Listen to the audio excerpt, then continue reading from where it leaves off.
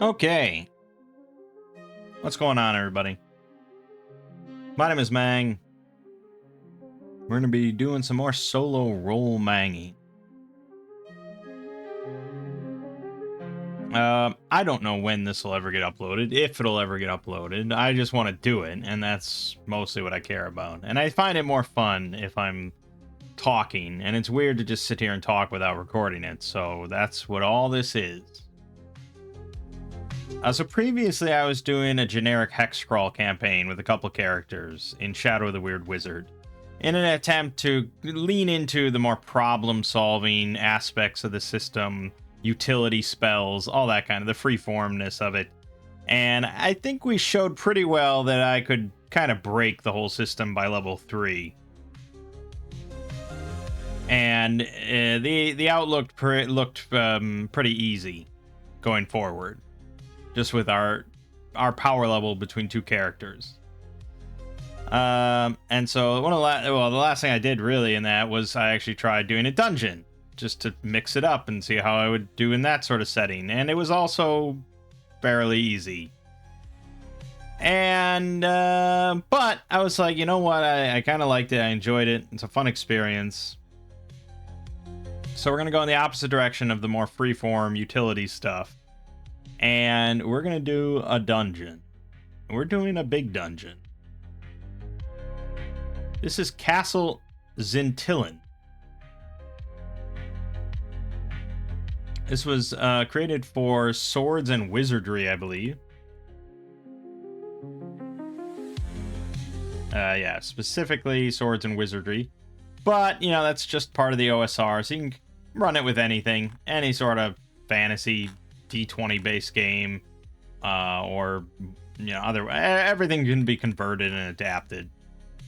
And I thought about maybe trying it, running through it with an OSR system, maybe Shadow Dark, or even going all the way back and running it with like OSC or something. But at the end of the day, I was like, I like Shadow of the Weird Wizard. That's what I'm currently running for my family. I'm hip deep in Weird Wizard, and this allows me to play with just two characters, and it'll be interesting without like juggling 6 characters or something. So it's going to be a little wonky. We're going to have to obviously convert a lot of stuff, and it's not going to be the ideal level of difficulty, but it's still going to be a little tricky. We're only 2 characters, and I went with 2 because, again, I think it would be a bit too easy with like 4 characters, and it's also a bit much to juggle 4 characters once you start getting everything with spells and all that. So we're going to go with 2 again. So Castle Xyntillan is technically, I think you consider it a mega dungeon. It's a relatively small mega dungeon. What you're looking at here, this map, this is the ground floor. Then there's a dungeon floor and an upper grounds floor. And that's pretty much it. So it's levels 1 to 6. This is not, you know, the halls of Ardenvul or Stonehell or something. I mean, this is a big-ass dungeon that will take you many hours, but it's not like this will take us 2 years to get through kind of dungeon. I don't plan on getting through the whole dungeon or anything like that. You know, we're just going to see until I'm like, yeah, that's good enough. But I actually did plop this into my family's campaign in the hex crawl. I just was like, sure, right here. Just put Castle Xyntillan in the accompanying town. And if they ever go there, maybe they poke into it, maybe not.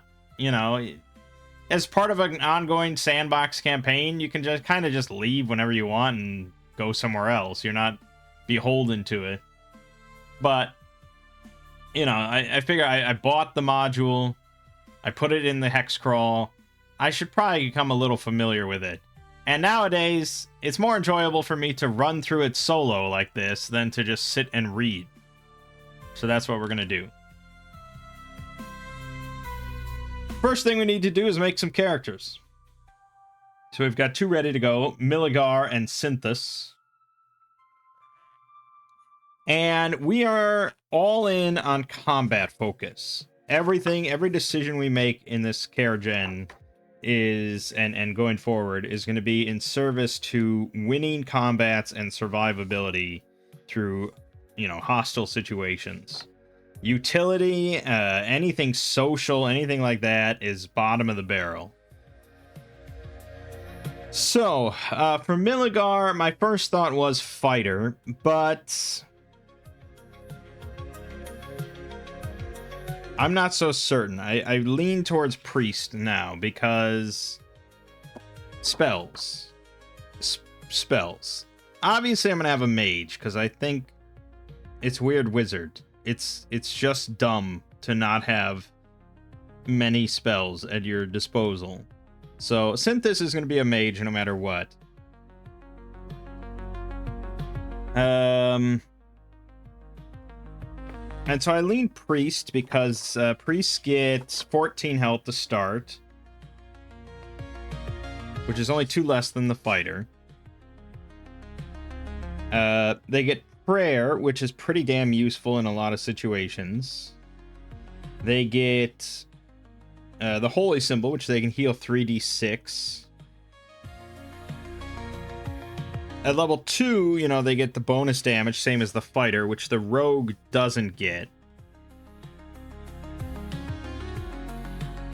And the reason I'd pick a rogue, yes, you do get trickery, which is nice. But you'd have to pick your level choice as magic use in order to get some spells. Whereas the priest is going to get 2 spells at level 2 no matter what. And shared recovery, and the bonus damage. And we get 2 traditions, which means 2 talents. And if we pick very wisely with our talents, I think that is a bigger swing towards being a good frontliner. Even perhaps more so than the fighter. Because the spells that we're going to get and things like that, that's going to kind of swing the pendulum in our favor. Do I want to be a human? Probably. I don't even have the weird ancestry book here, so yeah, we're gonna be human.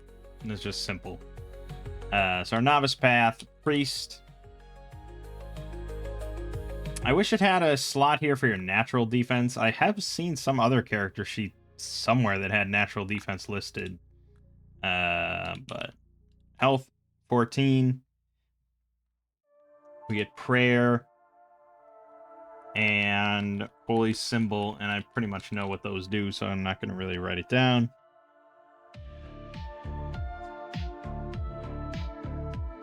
All right, and then our 2 traditions. The tradition itself does matter, although every tradition is pretty good. So it's more about the talent right now. We know that divination is strong. Divination is strong no matter what.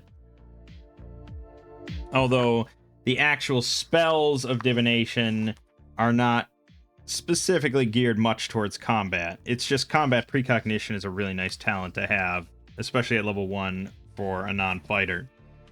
Now that there are 2 primary melee combat-oriented traditions. One is the war tradition, as you would expect.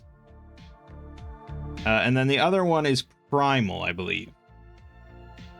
So here are the primal talents. Bestial aspect. You can use your teeth and claws as natural weapons, deal 2d6 damage, and have the brutal and slashing traits. So if nothing else, if you just one-hand this, it's just a 2d6 weapon that has both brutal and slashing.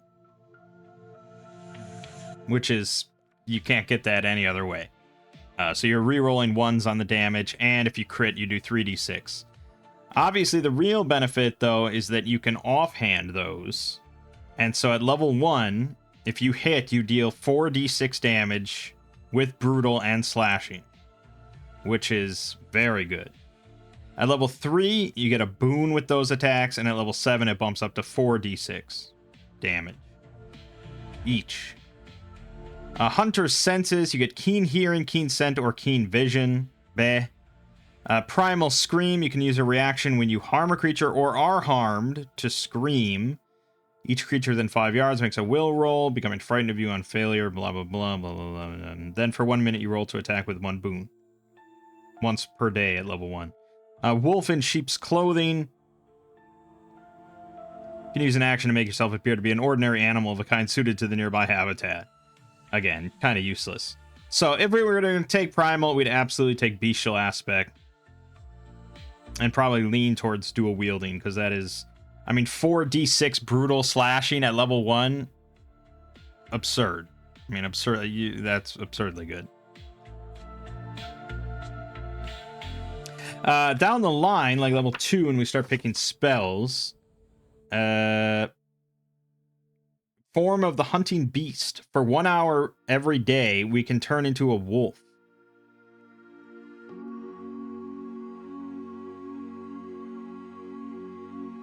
And that would bump our defense to 15, our health to 30. We can use our Teeth and Claws as a single natural weapon that deals 4d6 damage with 1 boon. And we'd have Keen Hearing, Keen Scent, Keen Vision. Okay, not drastically different, but okay. Run them down. Will roll against a target's will. On a success, target becomes frightened of you until the start of your next turn. Then they move their speed away from you. You can move up to twice your speed to follow. If you end your movement where you can reach it, you can make a melee attack against it, rolling with 1 boon. Blah, blah, blah, blah, blah, blah. I'm just looking over some stuff. Okay, Stalk Prey, a reaction when you attack. The target rolls to attack you with 1 Bane. You roll to attack the target with 3 boons, and 1 attack you make against it each round deals an extra 2d6 damage for a minute. Whenever the target moves, you can use a reaction to move up to half your speed. Tooth and Claw. You throw yourself at the target, make an unarmed strike or an attack with your natural weapons. You roll with 1 boon. Target takes an extra 3d6 damage on a success. And after the attack, your melee attacks deal an extra 2d6 damage until the end of your next turn. It's a good amount of extra damage, but it's once per day, 1 creature. And Wild Vigor. For 1 hour, increase your health by 10, make strength rolls with 1 boon, impose 1 bane on rolls against your strength, and increase your supply of bonus damage dice by 1. Okay, that's pretty damage good. That's good. For 1 hour every day, I mean, that's like your adventuring day, basically. It's just like, all right, let's go in, we're going to explore the castle for an hour. Increase health by 10, strength rolls with 1 boon, and your bonus damage dice by 1. Alright, so I think that's viable. So we're going to go with Primal as our first tradition. I like this idea. And we're going to grab Bestial Aspect. Teeth and Claws. Natural Weapons. 2d6. Brutal Slashing. Okay. Then for our other tradition. Again, I have not read all the spells yet. I really should go through this entire thing. I always struggle a little bit when I'm just sitting here reading an RPG book, though. Like, just on my own, just like, alright, I'm going to sit down and read this book. I don't know, it always, my eyes just glaze over, my mind wanders, I struggle with it. That's why I prefer to run these modules. Because then I'm like slowly going through it and we're having fun. Whereas just sitting and reading a module, it's a little rough.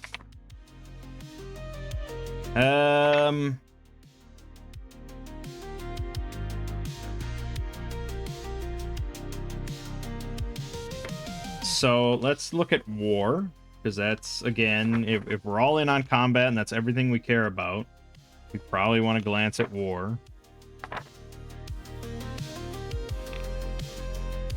Arcane Warrior. You can substitute intellect or will for the attribute you would normally use for rolls to attack. You roll to attack with 1 boon, and your supply of bonus damage dice becomes 1 if it's less than 1. Well.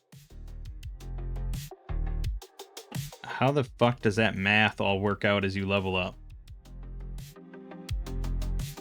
again, does this apply exactly, like, does it apply right now? If my damage dice, bonus damage dice is less than 1, now it's 1. And then whenever something says to increase my damage dice, it just, oh, okay, it's up now. I think that's how it works. We don't ever recheck. It's not like, oh, wait, what? Let's recheck Arcane Warrior. Oh, now it's, okay, you have 1. Okay, well, then you lose the Arcane Warrior. You know, I think it's just, if it's on your sheet, there it is. That's it. Which means that we could really stack some damage dice, and it would allow us to really stack, like, will instead of strength.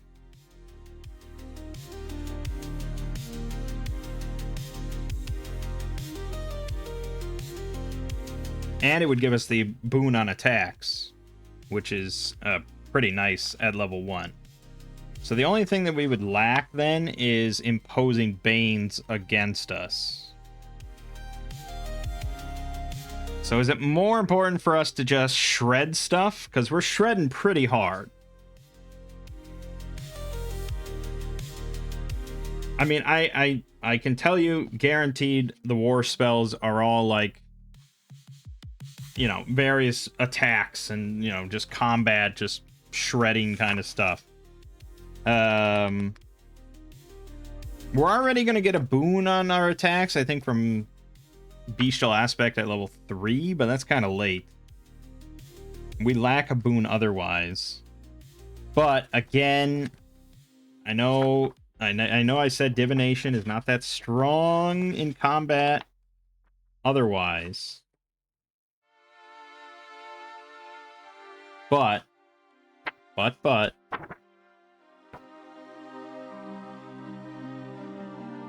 it would give us combat precognition, which, as long as we're not injured, confused, controlled, stunned, or unconscious, we roll with the 1 boon to attack, and we impose 1 bane on rolls to attack us. It's just extremely good, especially at level 1, and I don't think anything is going to... I don't think anything's going to top that. And we're not going to be rolling with that many spells because on Milligar, because he's going to lean more towards into martial stuff at level 3 onwards. Assuming we get there. So we're going to be taking primal spells. And then for Divination, there is Interpret Omen, which has a reaction. You can add 3 or subtract 3 from any roll, which is pretty nice. And who knows if we'll ever get expert spells. But I mean, expert divination right there, battle presence. Lasts 24 hours. You always have this pretty much. You roll in combat, attribute rolls with 1 boon and impose 1 bane on rolls to attack you and on rolls made against you. So it's even better. And that stacks with combat precognition. So yeah, I think we gotta go with it. It's just too good.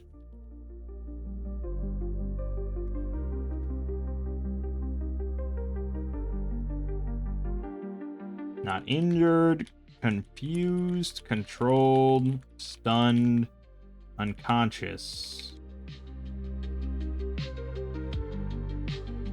Roll to attack with 1 boon, pose 1 bane. Okay, so now that means at level 1, our priest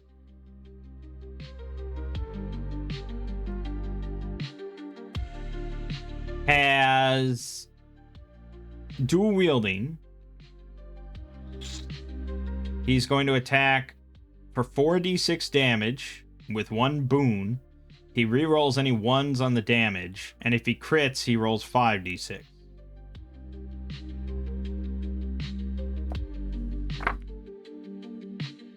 I think that's pretty damn good.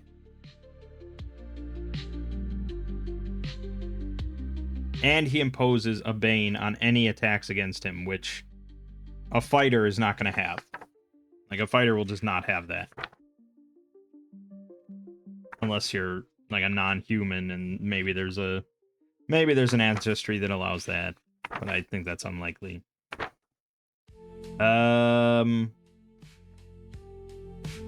just want to double check. Yep.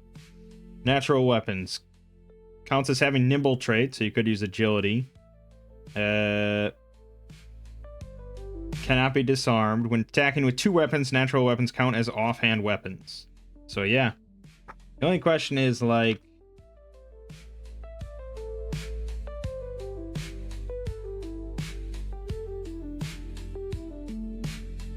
the only question is with brutal specifically, or I guess with slashing as well. If I crit, you know, I think you're just counting the main weapon. The only exception to that we sort of house ruled was a shield. We were counting that as applying a bane to the roll if you don't have shield basher.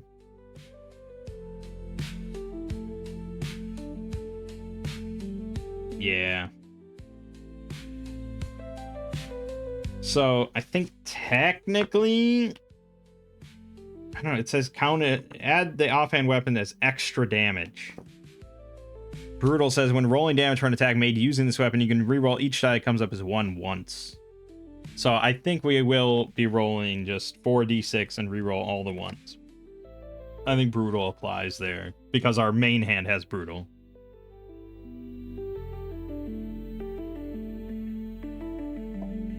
All right, yeah, I'm pretty happy with that. So we got claws to hit. Well, we need to figure out our attributes, I suppose. We didn't go all in on the will, so we will make a relatively normal character here. I don't want to go 15 strength, even though you can technically. It's a little unbalanced. So I think we're going to want to go 14. Do we want to go agility, though? Rather than strength. We should lean one direction or the other, I think.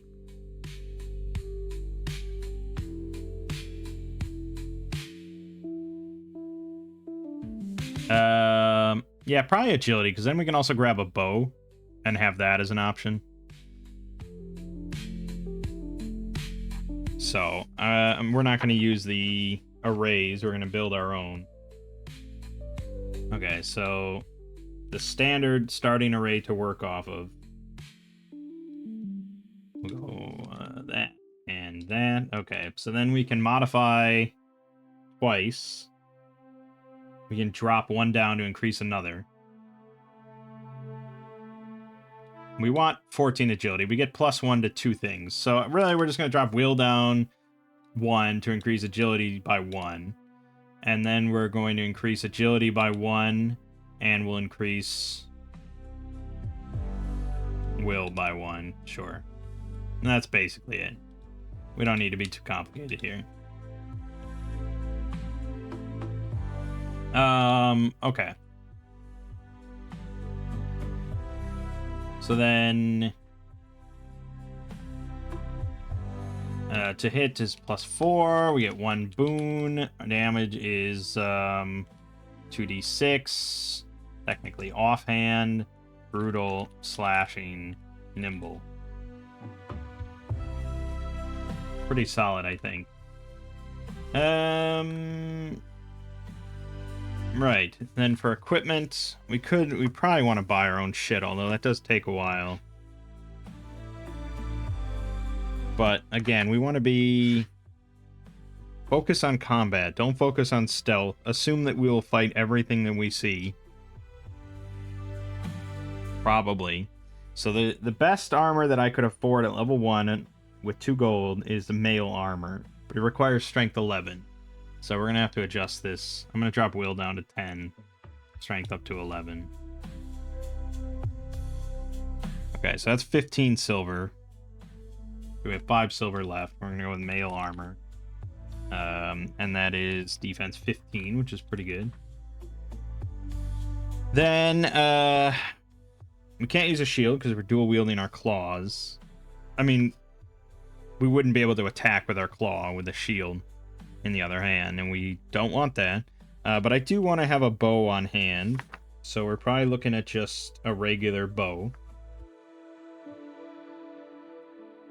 Bow +4, 1 boon, 2d6 damage.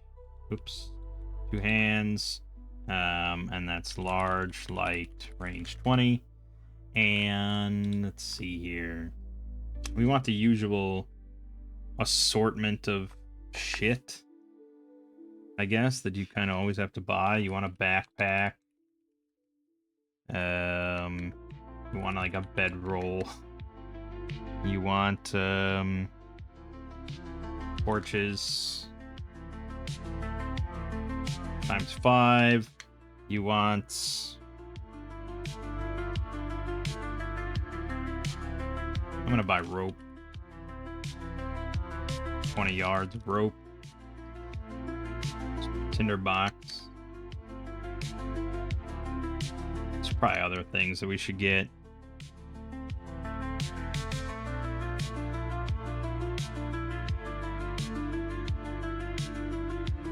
I don't know, it's fine.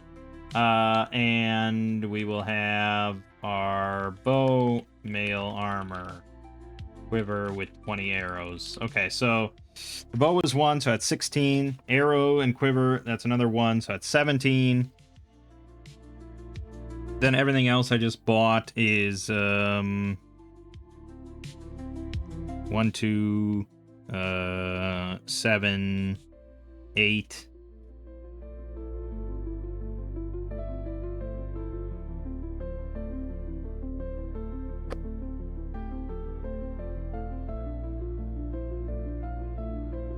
What did I say was that? 17?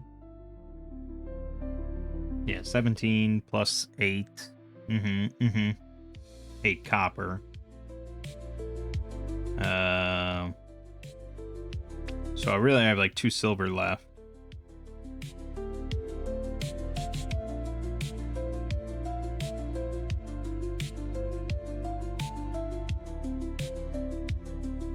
Okay, I'm gonna buy a knife. Ugh. And I'm gonna buy a crowbar. You never know.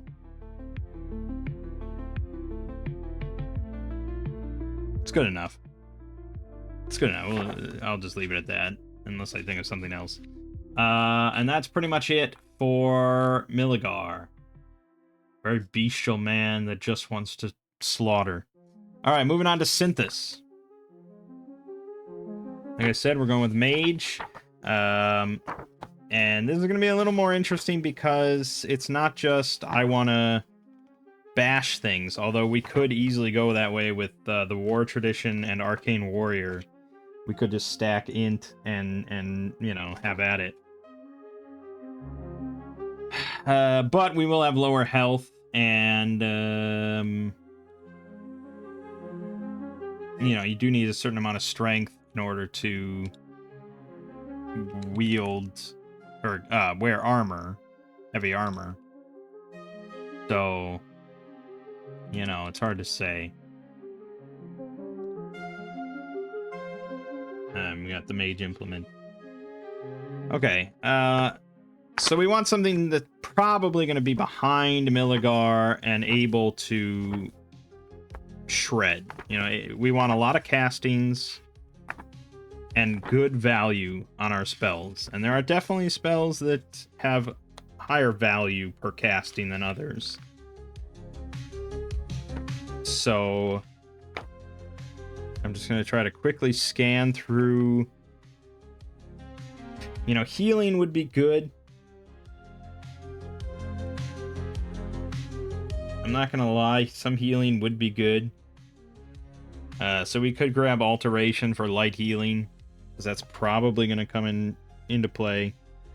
We also have Bestow Might, three times per day.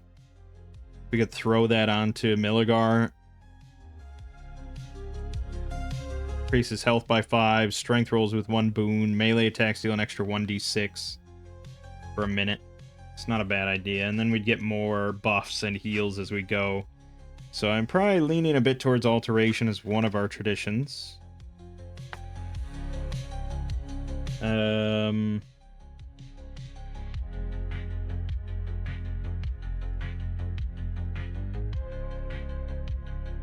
Here. I mean, just again, this kind of value, right? So Fire Seeds. It's a buff you put on yourself for 1 minute. You have 3 castings per day. When you cast a spell and when you use an action to do so, you can throw a fire seed at a creature or object within 10 yards. Make a will roll against agility. On a success, target takes 4d6 damage. On a crit, target also catches fire, luck ends. So it's a minute long. It's 3 combats per day. You're able to repeatedly deal potentially 4d6 damage and possibly catch them on fire. That seems pretty strong for a novice level spell. But investing in animism just for one strong novice level spell, it's a little iffy, but like I said, I think there are some spells that are more value than others. I mean, there has to be.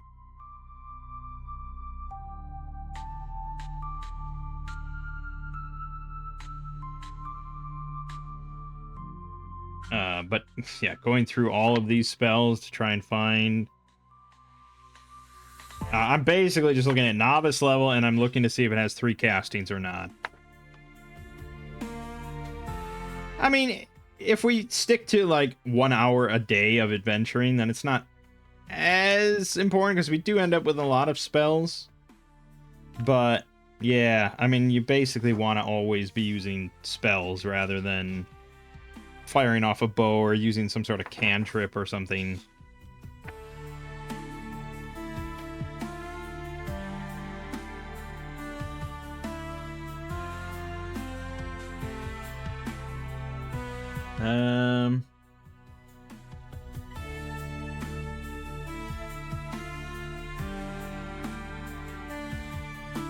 Yeah, I don't know. Fire Seeds just seems really strong compared to a lot of other options. All-Consuming Fires of Hell from Dark Arts. We know that that's a very solid spell. And especially with the crit where you regain the casting, that does have a lot of potential. And range 15. And can set targets on fire. And you can actually lose health in order to make it succeed if you fail to roll. It's a pretty strong choice, which is why we took it last time.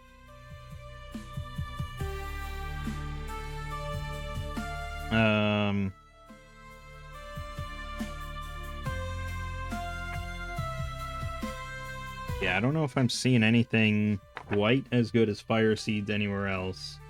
It might be a little overtuned. Because it's not against the target's defense. If it was against defense, it arguably would be balanced. Probably balanced, maybe? 46 is still a lot, but 3 times a day only. But against agility, it's like, man, oh man. Serious cheese.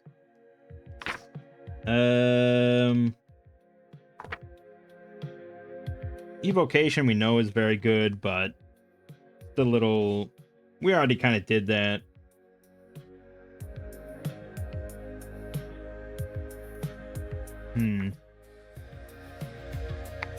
Yeah, I'm not seeing... Okay, well, Flying Jellyfish out of Hydromancy, 3 times per day within 15. Will roll against agility, dealing 5d6 damage on success. And if they crit, target also becomes held and poisoned. Luck ends both. That's a pretty solid spell as well. Not quite as effective as Fire Seeds, but we're only going to have Fire Seeds for 3 fights a day. So we do need alternatives, and that's a good amount of damage at level 1, 3 times per day.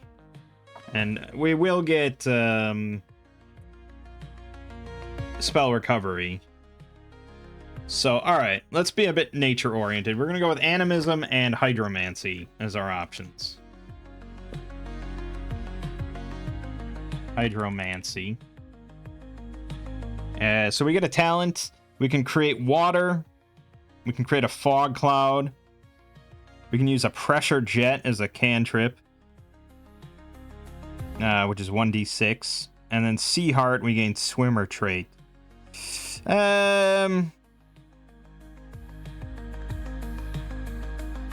Fog cloud is size 10, so 30 feet by 30 feet. And it's heavy obscurement for 1 hour, although you can move the fog. Create water. You can fill empty containers, cover the ground, sufficient enough to extinguish ordinary flames or turn dirt into mud. You can do that once per hour. How beneficial is it to create water. Pressure jet is a creature or object. So I always want to have an at-will that can target objects and damage them. So we're going to go with pressure jet. I will almost never use it in combat, which is, you know, sort of our main thing. But most of these are kind of useless in combat anyways.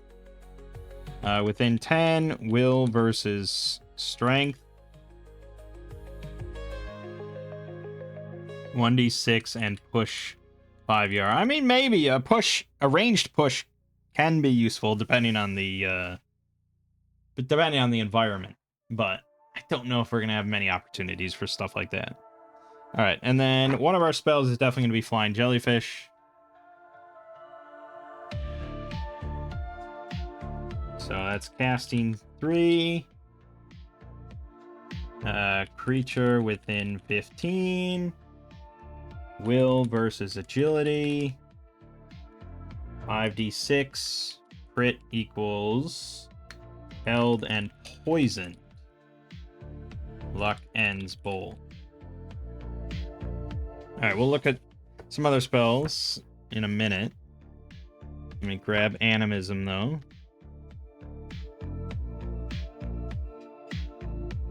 So I didn't even look at the talents, I was just looking at spells. Armor of the Ancient Oak. Perform a ritual to arm yourself with the bark of a tree. Armored defense 15 until you rest. That's it. It's just straight up defense 15 until you rest. That's very good. For a mage in the bag, that's very good. Beast Tongue, you can speak to ordinary animals. Cornucopia, you can make food for you and your allies for one day. I mean, you've never run out of food, ever. Whip Vine, creature within 5, will versus agility. Target takes 1d6 damage and you can move it up to 5 yards. Yeah, okay, well, we're definitely going with Armor of the Ancient Oak. So it's a ritual, which means it takes 10 minutes to cast. Defense 15 until rest. It's pretty simple. Then for our animism spell, we're going to take Fire Seeds. Casting's 3, 1 minute. Throw as an action. Oh, well, it's when you cast and as an action. Will versus agility. I like that we're all in on will. That's good. I don't have to spread it. So we might go 15 will. 4d6. Crit equals catch fire. Luck ends. Okay. So then we have 2 other spell choices, and we can take them from 1 each or 2 on one of them. Other animism spells that could be good.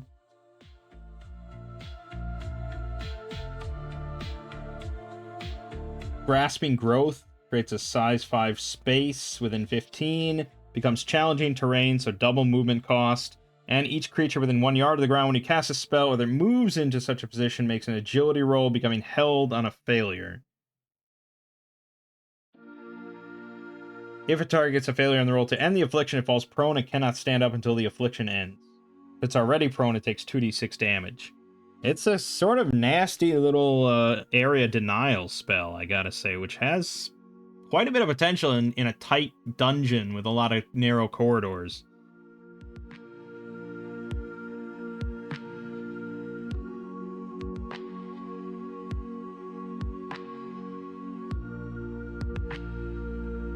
Protection from the elements. Lasts 24 hours. You impose 1 bane on rolls to attack you. You become immune to exposure, hunger, and thirst. You take half damage from cold, fire, and lightning, and you ignore the harmful effects of wind.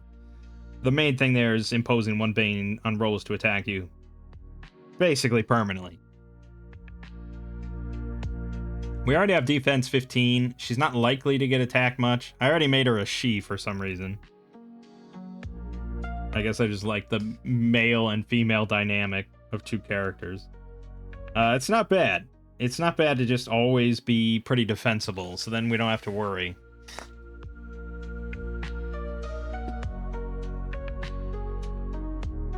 Alright, I'm fine with that. I mean, it's forever. It's always going to be one Bane on rolls to attack us.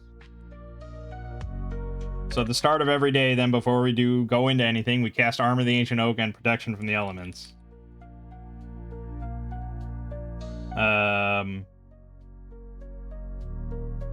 Pose 1 Bane.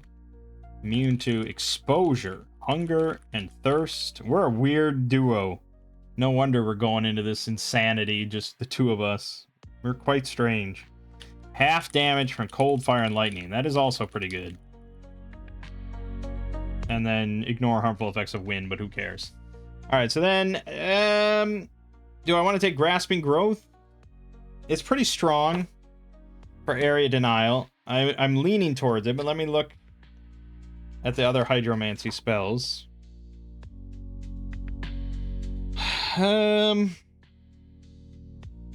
Boiling Water kind of just a worse. Grasping Growth. Fluidity of Form. As a reaction, you gain Slippery Strider, Squeeze, and Swimmer. For a minute. Produce Clouds. It has to be outdoors. And you make clouds in the sky. Yeah. Tidal Influence. Reaction at the start of your turn. Invisible Tide rolls in and out through the target space. Oh, okay. So it's a size 10 space centered on you. Whenever a creature other than you starts its turn in the target space, it makes a strength roll, getting pushed 5 yards away from you on a failure. Or pulled 5 yards towards you if it's more than 5 yards away. That's sort of weird. I don't think we like that. And it'll affect Milligar, so no. And then Wall of Water. For 1 hour, it's a 1 yard thick wall of water. If a creature moves through it, it makes a strength roll. On a failure, the water snatches the creature and carries it up toward the top of the wall, drops it prone in the space it attempted to leave, and causes all ranged attacks to fail. Alright, we're going to take Grasping Growth.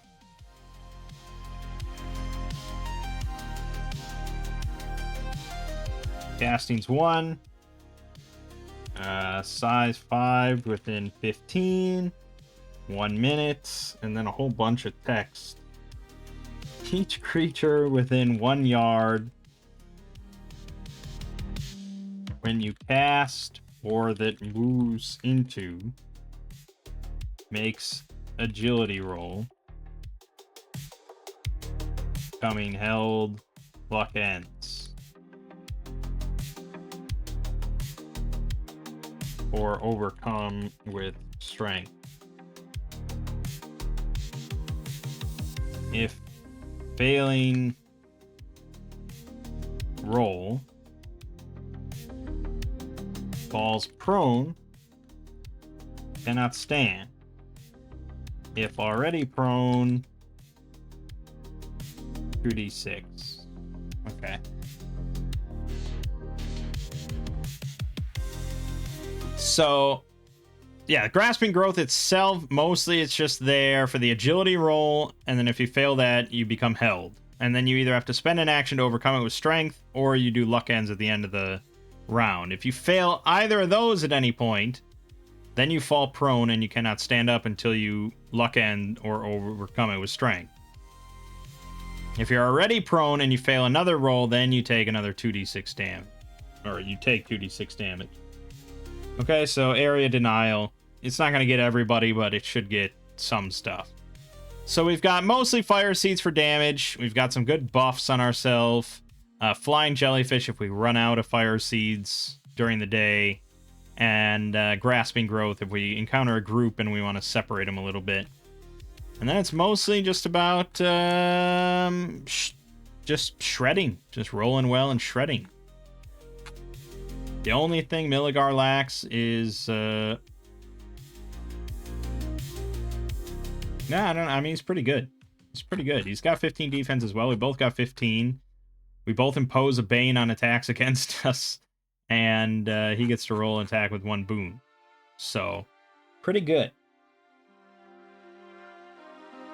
Alright. I'm mostly happy with this. Is it the most optimal 2 characters you could ever conceive of to go into a dungeon and focus on combat? Probably not, because I did not read all the spells. But it's pretty good. Also, we didn't finish our stats. So we wanted a 15 will.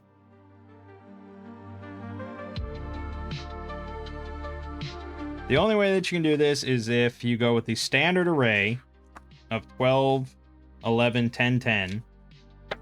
And then you have to sacrifice 2 points of other attributes to bump up your 1 to 14.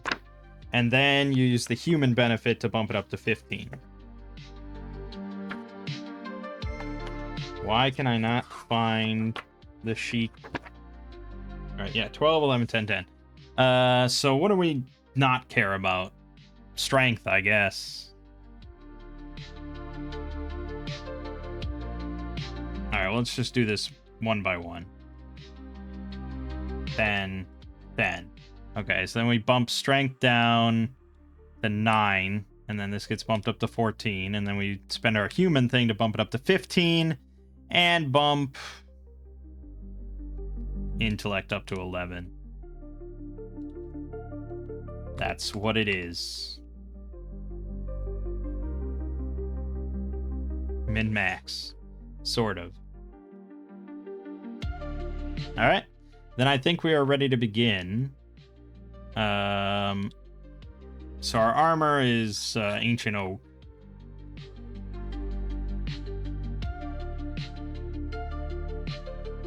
Our equipment, I don't know, mostly the same stuff. Buy all this. I don't know what I even care about the rest of this stuff for. She wants a shield. Maybe I can buy a superior shield. Actually, I think if I buy a superior shield, I can buy nothing else whatsoever. But I think Milligar had some extra money left over, so he could probably buy all this other shit for me. We'll go with that. We're gonna be cheesy. So a superior shield would cost 10 times its cost, which is 20 silver. That's all your money, but that's plus 3 defense. This is how you min-max. Superior shield. Which means our mage will have a defense of 18 and impose a bane on all attacks against her. Yeah, how do you feel about that? Now, had I taken Arcane Warrior, which is pretty viable, take Arcane Warrior, and then you're swinging plus 5 with a melee weapon. Not bad.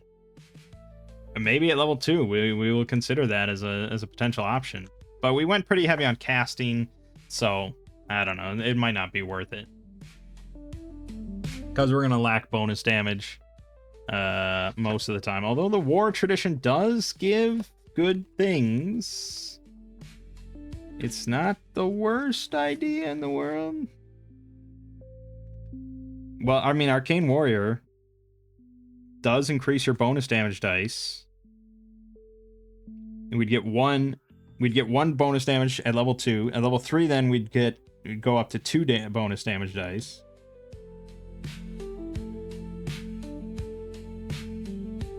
And then I don't know if there would be another way to get bonus damage dice, but depending on what the expert path we take, it's possible. But you can see how viable a mage frontliner can be pretty easily. Alright, I think we're ready to begin, though. Now that we've spent 48 minutes creating 2 characters.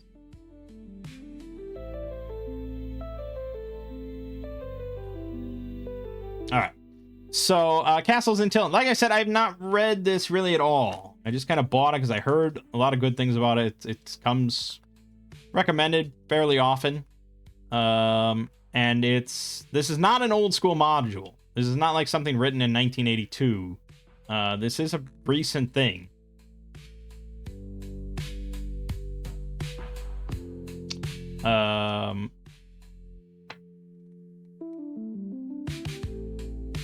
Current version was rebuilt in an entirely new shape around 2016 and expanded again into a full-blown adventure. So this is pretty new. It's just very much in the old style of things. You even have a hall of heroes here from all their playtesters and all the characters they lost. Yeah, that's often how it works. And so in the old style of things, you have just a little town here next to the castle. And it has all a very French bent to it. So the main town here is called Tours-en-Savoie.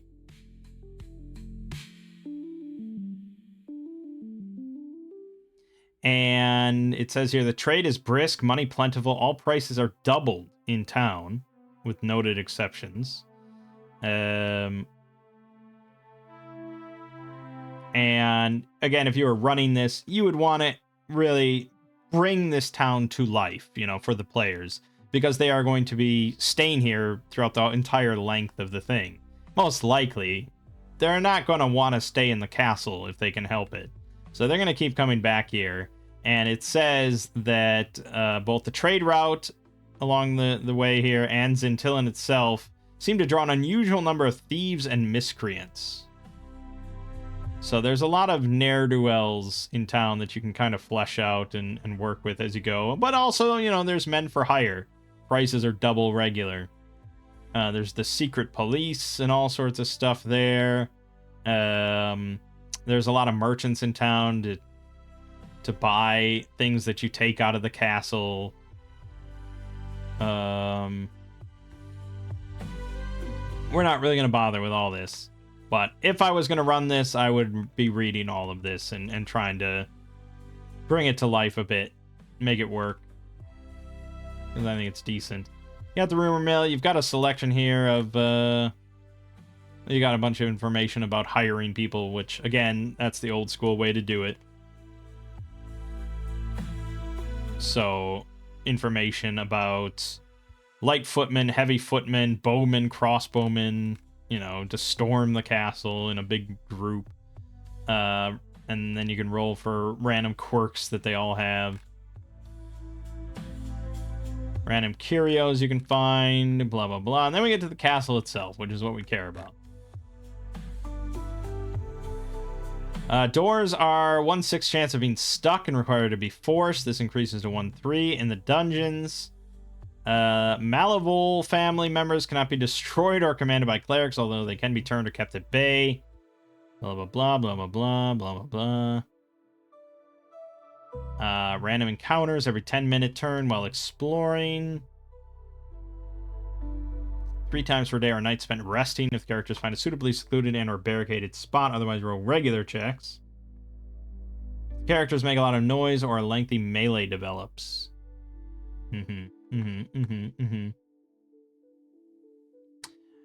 While the Malevols are never a bunch overly concerned about their kin or interlopers in their chateau, there are obvious limits where the more powerful family members will plan countermeasures. Add an infraction point to the company's name on the following conditions. Every 5 family members killed, the company causes significant property destruction or disturbs the peace. The company absconds with a particularly important family heirloom. The company sets up a base of operations in Xyntillan and or clears out a particular section.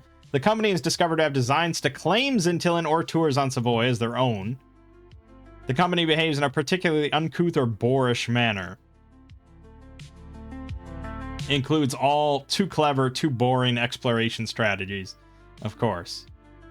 Remove an infraction point if the company is thoroughly trashed or decimated, pact is struck with influential family member, or the company is believed to act in family interest.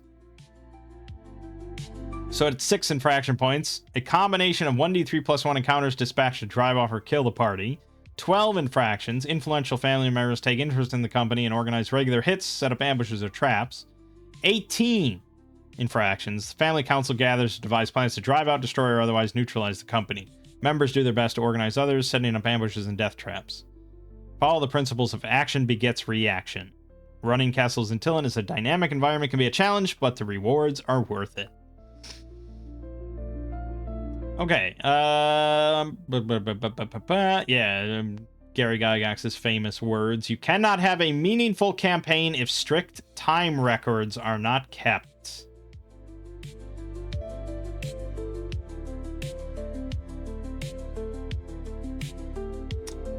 You know, it's certainly debatable, archaic proclamation at this point in time in the hobby. But I would say in general, I kind of agree with it in a broader scale. Not necessarily like tracking 10 minutes in a dungeon at a time or anything like with strict records, but in general, bending a thought towards the progression of time, I think is important.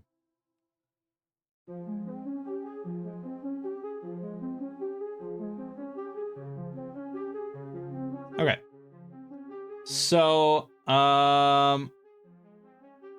this is an unlabeled map.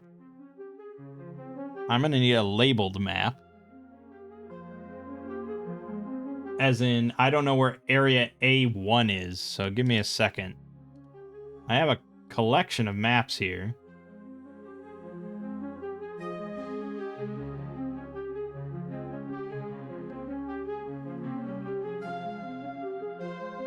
I have a TIFF file. Is that useful to me? I assume I can open a TIFF file. It looks more labeled. Hold on.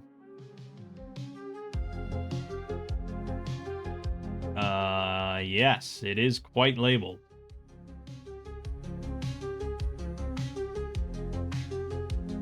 It opened it up in Windows Photo Viewer for some reason. I'm gonna have to zoom in because these is pretty small. So we'll zoom in on a section at a time here. There we go. All right. Good. Perfect. So the two of us, we're all buffed. We're ready to go, and we walk up towards the castle. And so first is the gatehouse. Much of the structure lies in picturesque ruin. Mossy, vine-covered gargoyles perch on the massive stone heaps.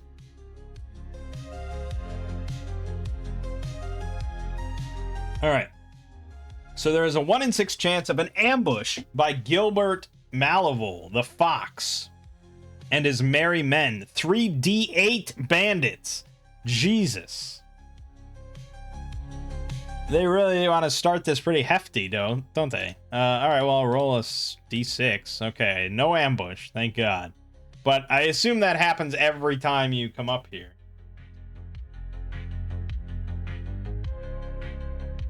So that's a little dicey. Ravens gather to watch intruders, and a 1 in 3 chance that they follow in great flocks if they leave carrying bodies. They attack a weak group to drive them away until they can feast on the dead. All right, well, we're definitely not carrying bodies. So, basically, there's nothing here, and it's all quiet. So we're going to step over the stone heaps and navigate our way into the castle itself. We could go all the way around, and we could go to the grand entrance over here. But I guess we'll step over the rubble.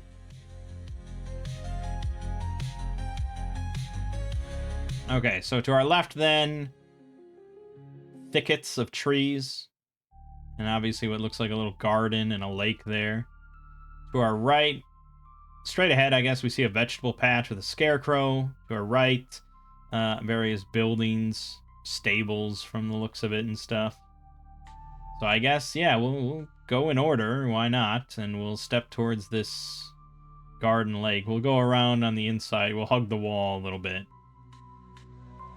Marble benches surround the statue of a comely maiden gazing wistfully upon the island pavilion. The pavilion is the grave of doomed Prince Tristano Malival, the love-lost, who slumbers under a graven stone bearing his name and the mark of 4 hands. Okay, so this here is the statue of a comely maiden, and there's a little island pavilion. And that's it. Not a whole lot to investigate there, huh? A3, the Rose Guard. Oh, up here, yes. We see this as well. There's some parapets. Overgrown tangle of blooming roses, a heady scent with a hint of decay.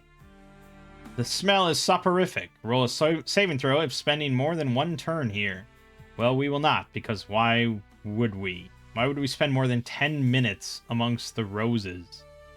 I guess some people like doing that. Some people like role-playing. I don't know. Seems weird.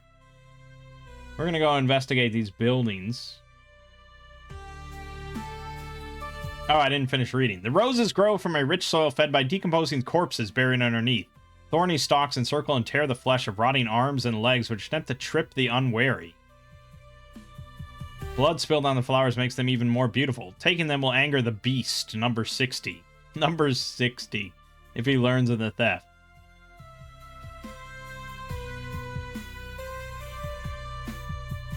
The western tower has been converted into a gardener's shed. Shears, seeds, tubs, and a bag of jumping beans that dance a wild jig. 3d4 damage if swallowed. Okay. So, I don't know if we can enter the smithy from here. We have to go in through the stables. This just looks like windows, so I think we're going in through the stables. One of the stalls is full of fallen debris crawling with large, grotesque bugs. Harmless. Okay, good. I'm glad they're harmless. A saddlebag in the hayloft. Would I have gotten into the hayloft already? Contains a flask of fiery wine. Potion of extra healing, but character becomes reckless. Must save or charge into melee until effects are slept off. Potion of extra healing. How would we, A potion of extra healing, I think, is pretty big. Yeah, it's the next step up. So for us, that would be a elixir of health. I don't know if we'd go up into the hayloft, so I'm going to roll a luck roll to see if we find this. We do. Okay, well, that's good. Would we identify it? That it is what it is, and it's, you know...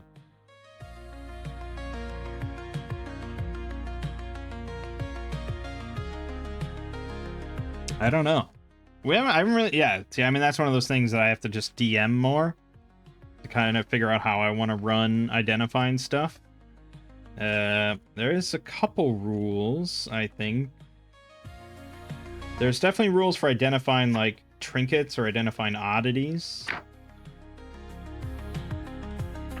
Which I suppose is what we're interested in.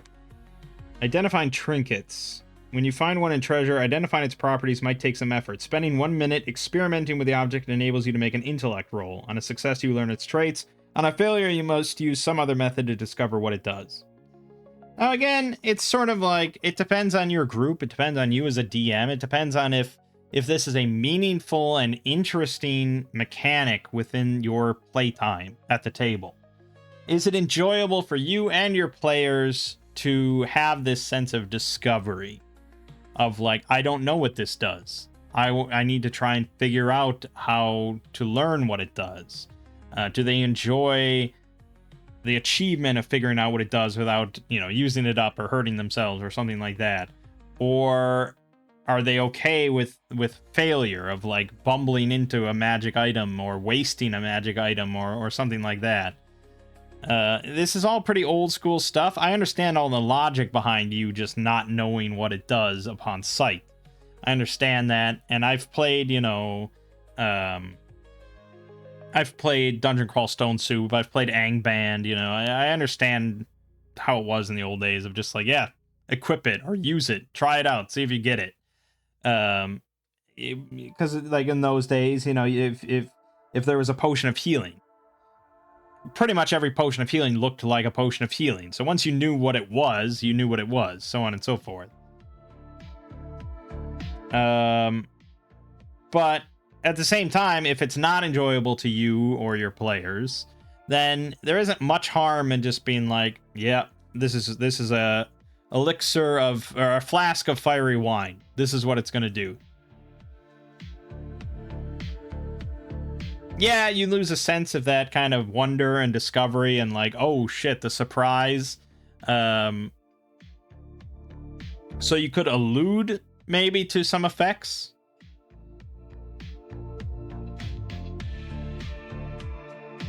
I mean, you could say like, okay, it looks like maybe an elixir of healing, sort of, but the color's off or something. Like maybe allude a little bit that it's not just a normal potion of healing. I don't know. It all depends on you and your table and your group of what's best for you of identifying items. Obviously, we already know what it does, so there's not much mystery here playing solo. We'll roll an intellect just to see if Synthis identifies it. Okay, she does. So we're going to give this here. And we're going to go flask of fiery wine, which is 4d6, 1d6 health. That's what the elixir of health does. But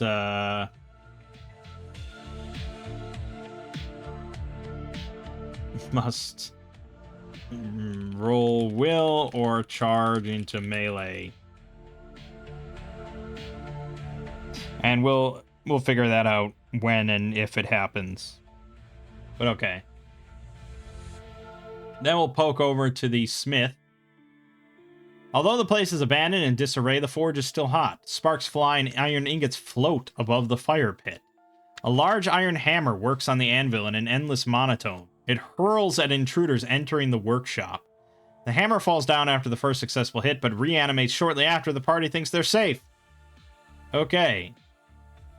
So this is so it's a large iron hammer. It says that it has 3 hit dice, 1d6 HP.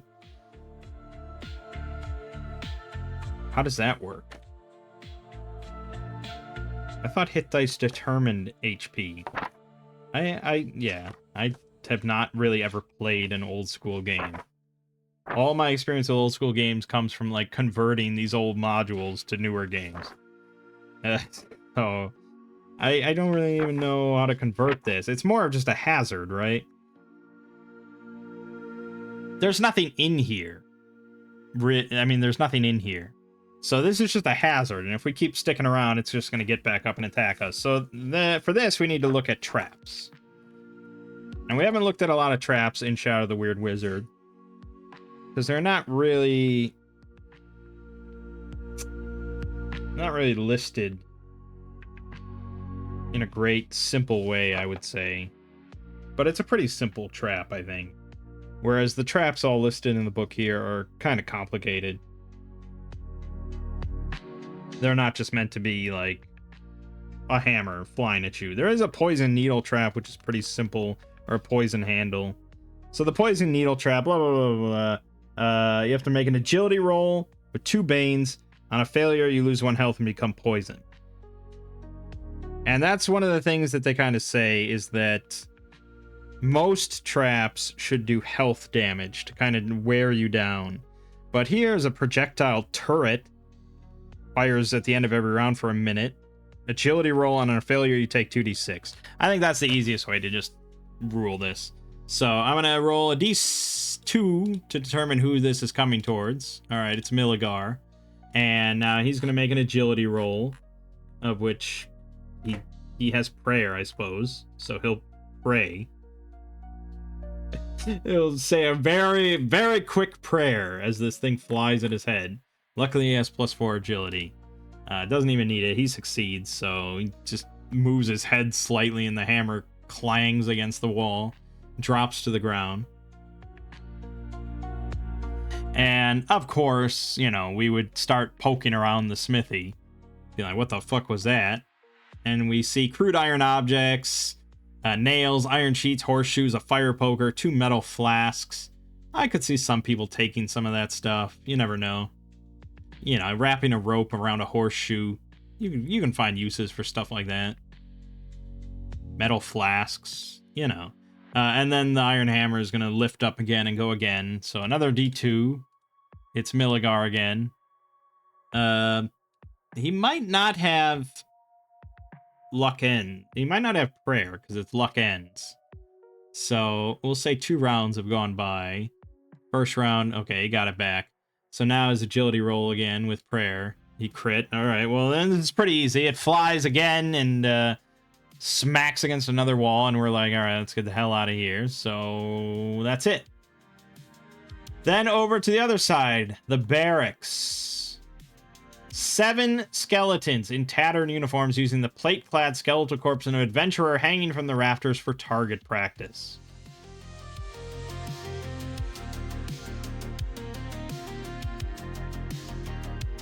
All right, so these are skeletal sentries. So in these rules, 1 hit dice, which means I think like 4 or 5 health is usually what you'd say. They have a 13 AC using ascending AC, and they have 1d6 on their spear. Oh, it actually gives all their health. So 5, 5, 2, 1, 7, 7, 7. Because it's a d8. It's usually a d8 per hit dice. That's the standard procedure. So for our purposes, we want to use something pretty basic. There's seven of them, yes. So we have difficulty 1 skeletons.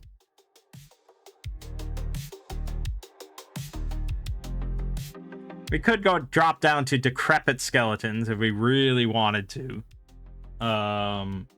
Which will die from a single hit no matter what. But I think for our purposes, things are going to die from a single hit no matter what.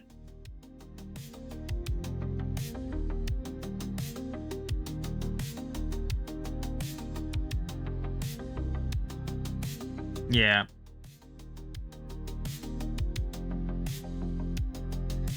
I don't know. Do we want to go with the minions? Or is that just too easy? Are we just making it too easy then?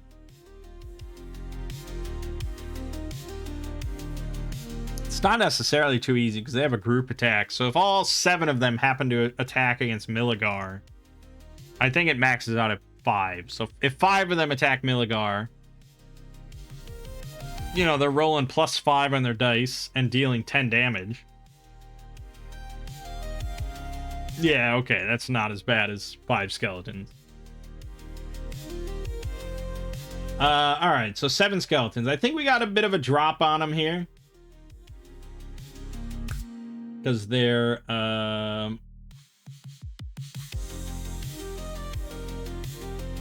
stabbing with their spears at a plate-clad corpse hanging from the rafters.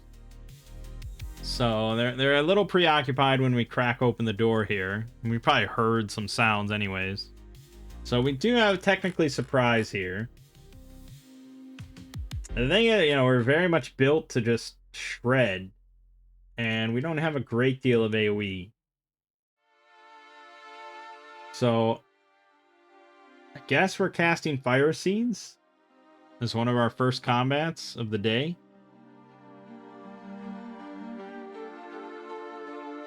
I mean, Milligar is basically like fucking Wolverine, you know? He's just gonna like charge in and stab one through the chest with his claws.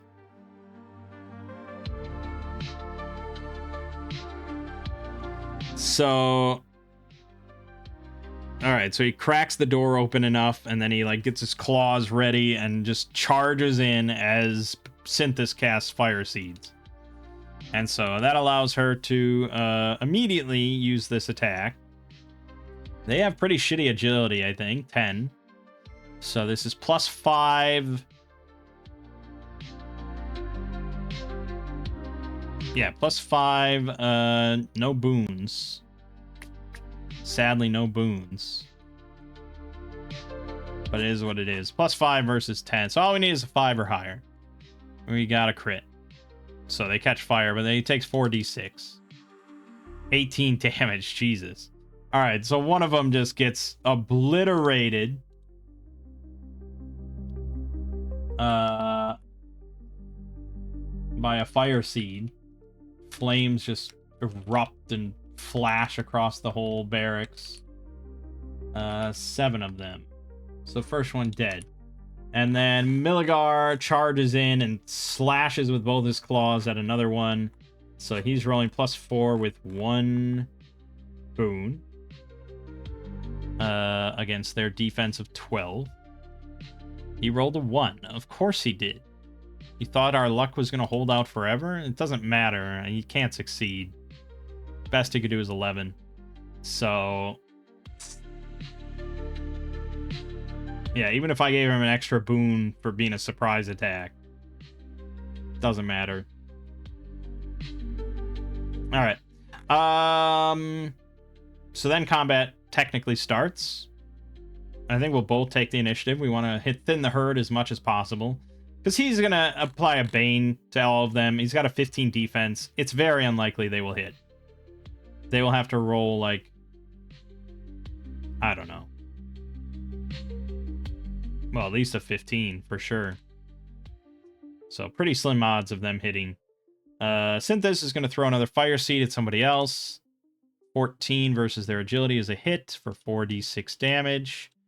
12, that is another kill. Milligar is going to claw the one that he's trying to claw. Ah, there you go, crit.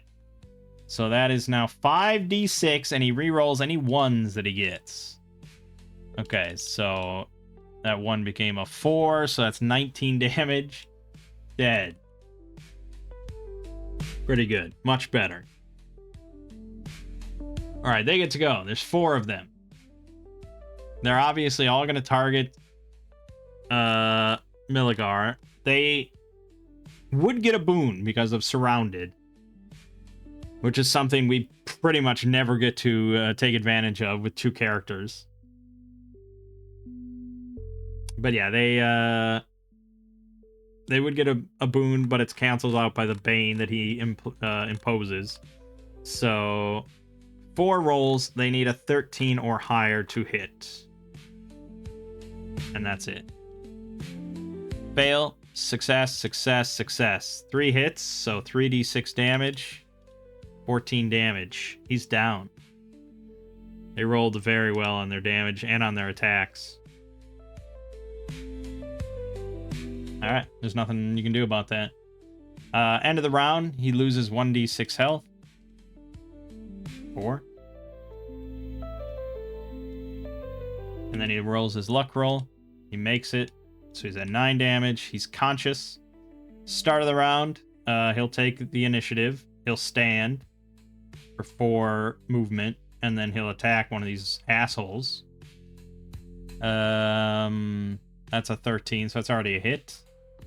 For 4d6. 16 damage. Dead. She'll throw another fire seed. That's a crit. 4d6 damage. Dead. Alright. They will swing twice at him. Miss and miss. Good. New round. Take the initiative. He swings. Misses. She throws. Crits. 4d6. 15. Dead. It swings. Miss. Then Milligar swings again. Crits. 5d6. Yeah, definitely dead. Alright, that was it.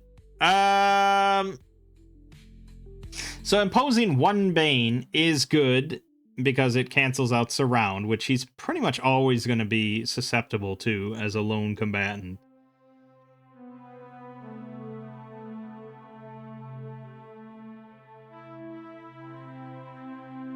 Ideally, what we want to do then, and yeah, I need to be smarter about this. I'm being dumb, and we need to not be dumb. It's important. Ideally, we want to always force them into a bottleneck as much as we can. He needed to fight in the doorway. Force them into the 5-foot bottleneck. If they're all melee, because Synthis can just throw fire seeds over his shoulder, you know. But it would force them to either squeeze, which would limit it to at most 2 at a time, or they would have to go 1 at a time, and that would nullify their surrounded benefit. So, yeah, keep that shit in mind. Walking into the middle of the room and just taking them all on is not super smart.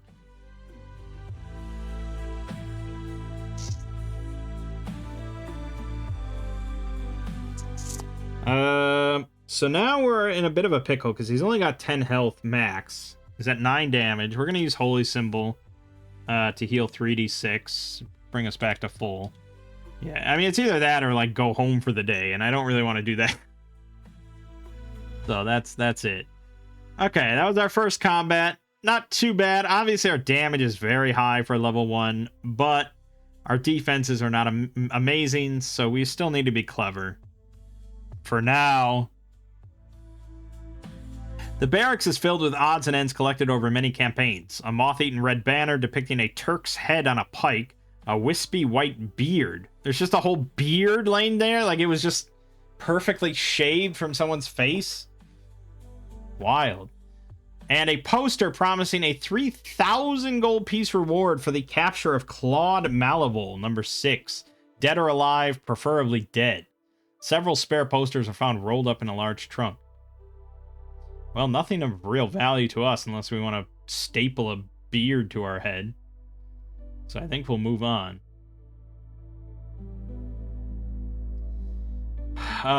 So from there, we're going to want to, I guess, check out the guard post, because that's the last thing in the exterior before we go into the castle itself.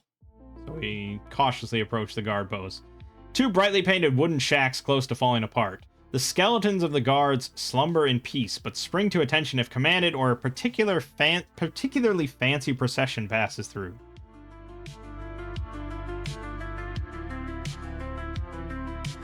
So they each have 1 health. These things are just designed to be decimated because they only wake up if they're commanded.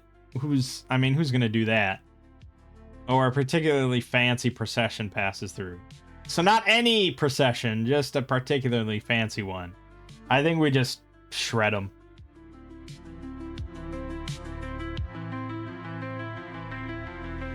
Yeah.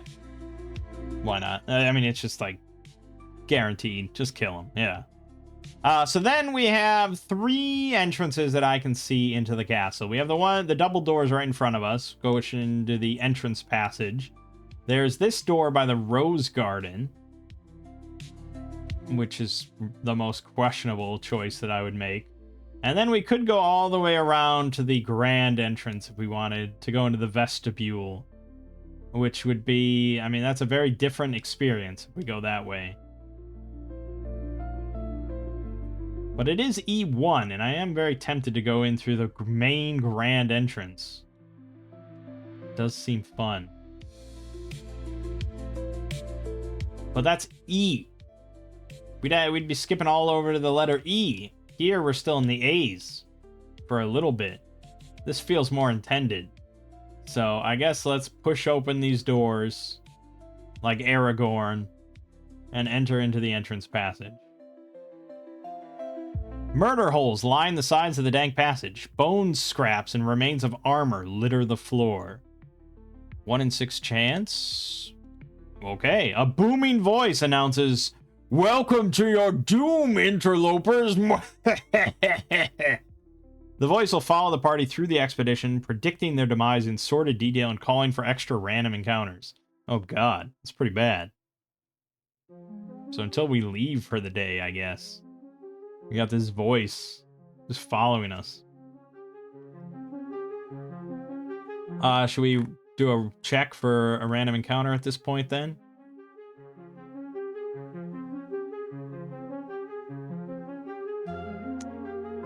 Roll 1d100 and cross-reference the Rogues Gallery for results.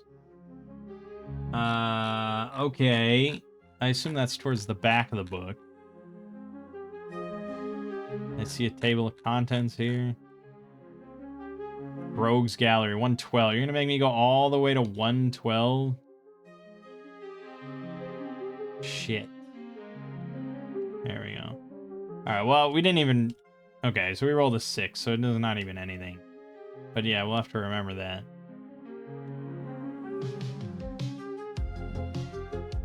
Probably bookmark that. Alright, so then we have a door to the east and a door to the south. Or double doors to the east and a regular door to the south. And let's go through the double doors. Why not? We're just going to keep going in order. It's the easiest way to go. The outer court, 110 feet by 80 feet. The silhouette of the massive Don John looms over a rubble-strewn courtyard filled with a collection of broken statuary. On massive pillars 20 feet above ground, the statues of a king, a sightless ape, and a hunchback survey the ruin. A large stone plug to the southeast conceals the cistern.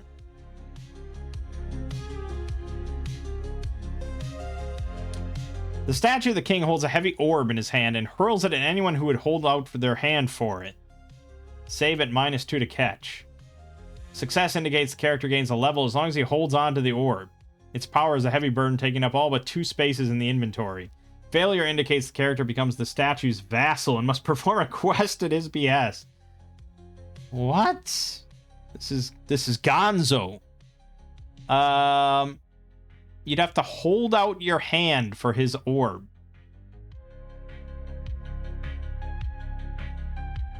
And you either successfully catch it and gain a level while only having 2 inventory slots. I don't know how I'd fucking adjudicate that shit. I mean, the inventory slots, I guess. But gaining a level temporarily, that seems like far more trouble than it's worth. So I think I'd make it just like... I'd apply bonuses as if you gained a level. I'd increase your health. I'd give you maybe boons on attack rolls, extra damage probably. But I don't think we'd go into like actual abilities or talents or stuff. I don't think I'd ever hold out my hand at a statue though, so that's sort of weird. The statue of the sightless ape, which also has scales, tail, and grin of a crocodile, is the blind beast of Xyntillan. The cunning brute knows a great secret, but will only tell it to someone who brings it the gem of seeing. Beyond frolic and dance lies the seeing gem's rest. Break its curse asunder, and in baptism, let it be blessed. If this is accomplished, it recites the Chanson of the Grail, CP. It is also fond of enigmas, and will tell one in exchange for another, or if it fails a morale check.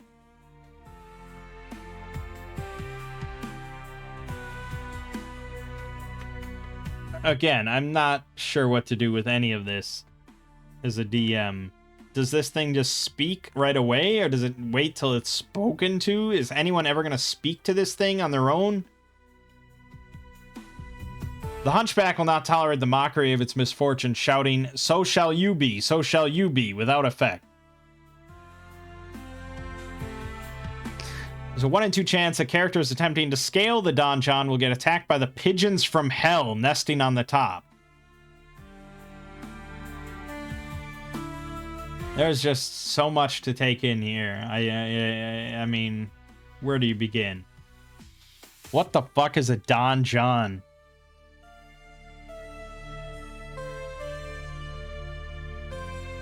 A donjon is a keep.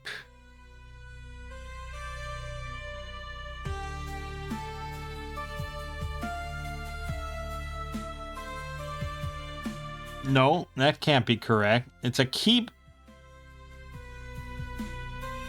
That's what it says, though. It's the great tower or innermost keep of a castle. Okay, so that's what this main thing is this central tower right here. Which makes sense, because this is how you mainly get up and down. It's the pivotal thing on the whole map. So, okay, this is the donjon. This is the central tower. So, really, if you just replace the word donjon here, and I'm sure I'm not... How do you pronounce this? Donjon. Donjon. God, if I ever said that word out loud to a group, what the hell? So replace it with central tower, and I think we understand.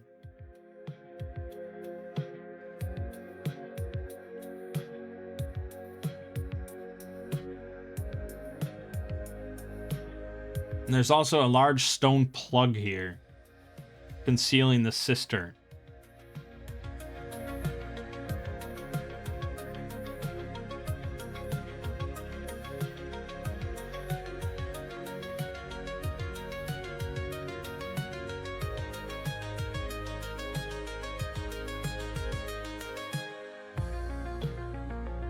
I'm still not sure if the blind beast of Xyntillan says anything right away. And the hunchback seems to just be constantly shouting the same words over and over and over forever. Or maybe not. It says it will not tolerate the mockery of its misfortune. So does it only happen if it's mocked in some way? Who's doing that? Who's playing D&D and be like, look at that statue of a hunchback. What an idiot. What a fucking dumbass he is. I don't know. I have no idea how to run this room as a DM. I could imagine someone trying to scale the tower, and they're likely to get attacked by the pigeons from hell. Let's just move on, because I don't know what to do with this. We got double doors to the south. We got a regular door to the north. If I am so determined to just go in order, I guess we'll be making a very odd path here. We'll go north through these doors. Oh, there's also this door here. Boy. I can't imagine playing this and trying to map it. Like, oh, good God. A lot easier on a virtual tabletop. So then we go into this interior hallway. And we see a door on our left, forward, and right. And we specifically keep going forward. Actually, I don't even know if these are doors. I'm not sure. I think they're doors. Yeah. They're definitely doors. They're all over the place. I just don't know why there's a difference. I don't know. We're going to go to the inner court now. This once beautiful inner garden has been overgrown by hardy weeds. Statues depicting noble gentlemen and fine ladies stand by the walls, defaced by weather and some sort of corrosive, so they look like mere stone pillars. Only two, the forms of a knight and a princess, remain in discernible shape. The knight's right hand has been broken off at the wrist. Finding and restoring the missing member, or using a hacked-off limb, gains a blessing upon the character. An incorporeal hand will avert a killing blow once. If kissed, the princess transforms into a troll and attempts to devour its gallant. If slain, it reverts into its original shape with a 1/3 probability of trapping the killing weapon. What the? Who is going up to a princess statue and just kissing it? Who are these players?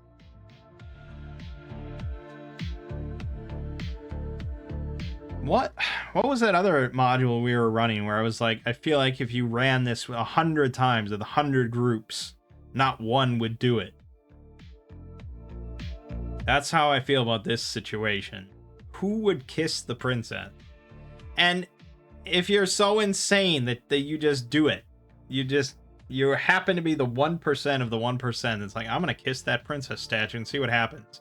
Your reward is you have to fight a fucking troll at like level 1 who has 31 HP, 15 AC, gets 2 claw attacks and a bite attack, and regenerates 3 HP per round. At level 1, I mean, that thing is fucking lethal. And if you happen to kill it, there's just a 1/3% chance, 1/3 chance of it trapping your weapon permanently. Oh, God.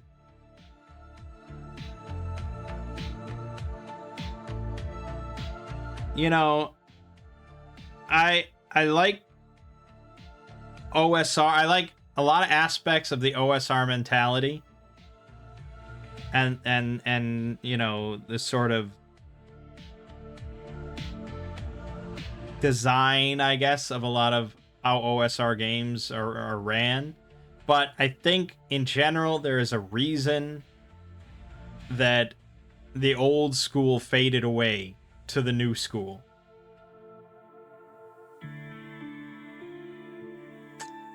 I mean, part of it is like a casualification to try and appeal to the masses for profit.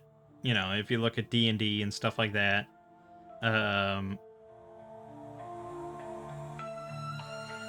But I think part of it is also just like, for the grand majority of gamers, that's not fun.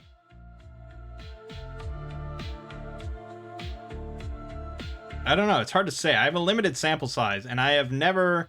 My only real experience playing the OSR and playing in that world is I played a little bit of Dungeon Crawl Classics, but it was like entirely outside of dungeons because we ran it like a normal sandbox campaign, and I never go into a fucking dungeon if I can help it. And it was fun because we took over our little town and started up an adventurers guild, and we had a lot of fun with it. And then I've done a handful of Dungeon Crawl Classics funnels at conventions, at Gen Con and stuff. And it's always kind of amusing as like a 3-hour just like little fun one shot where your characters are just dying left and right. But I don't know, to actually play in a game like this with the proper rules and everything, it just seems so senseless. You know? And people in the OSR will sit there and tell you that, you know, obviously the goal is for you to not die. It's not intended ever to be a meat grinder where it's like, aha, this is how I'm going to kill all the players and all their characters and I'm going to laugh. The goal is to present dangerous situations that can be avoided through clever play. But clever in this situation is not kissing the princess. And I wouldn't even say that's clever. That is the default. That is the default of a normal human gamer, is to not kiss this princess statue as far as I'm concerned. I mean, unless you can tell me otherwise, unless you think that your first inclination upon coming a stone statue of a princess would be like, I gotta kiss this thing. I mean, I have to. I have found zero evidence of anything magical so far, but my God, there's just something drawing me to kissing this princess statue. And then that is the not clever option. That is the fail option. That is the you die option for being a dumbass. And it's just like, I don't know. I'm having a bit of a conniption here over this thing. But that's it. So far, yeah, the castle has been quite odd. But that's all of the A letters. We did everything with the A letters. So now we can move on to B. And B1 is the statue nook. Can I even access that? Okay, yeah, if we go all the way back to the front entrance passage and we go south instead. And we're like, we're done with this. We should probably roll for another random encounter chance. Nope, nothing. Okay, so we go south. And weirdly, there's just like empty rooms. I mean, I guess that happens. I don't know what this is meant to be, this like weird square. I guess it's a toilet. But we're trying to go in order. So we go south and we come across this nook. The statue of a zombie and an incense burner stand on a rectangular pedestal.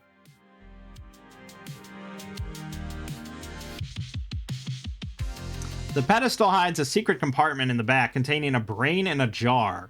The brain is wise and old and knows the secret of any room within Xyntillan with a 1/6 probability. It will try to communicate telepathically with the character carrying it. It fills a whole backpack. After 3 questions, it must rest for the expedition. Consuming the brain grants +1 wisdom. What the fuck? You're entirely rewarded with no drawbacks for consuming the brain in the jar?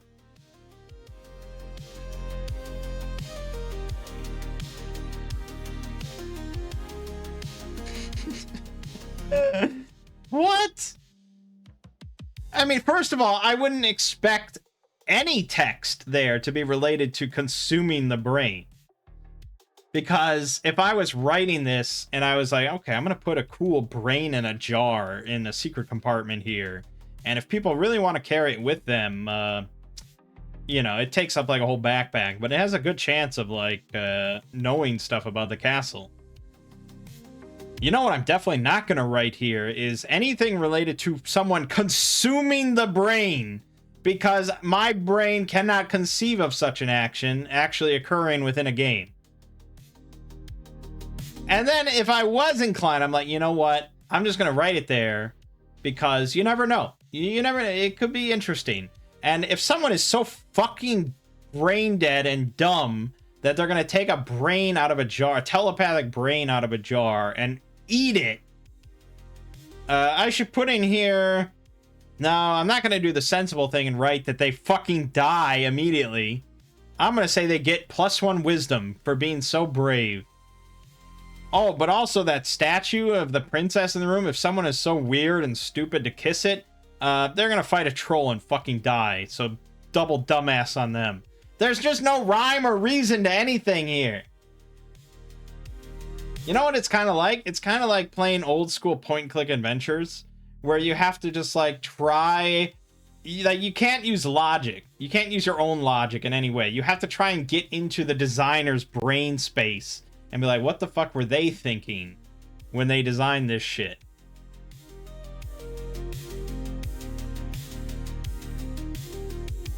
I mean, again, I didn't read this beforehand. I had no idea what to expect. But this is just bonkers. This is weird, wild shit. I mean, it's fun. I mean, in this case, it's not as bad as far as like running it.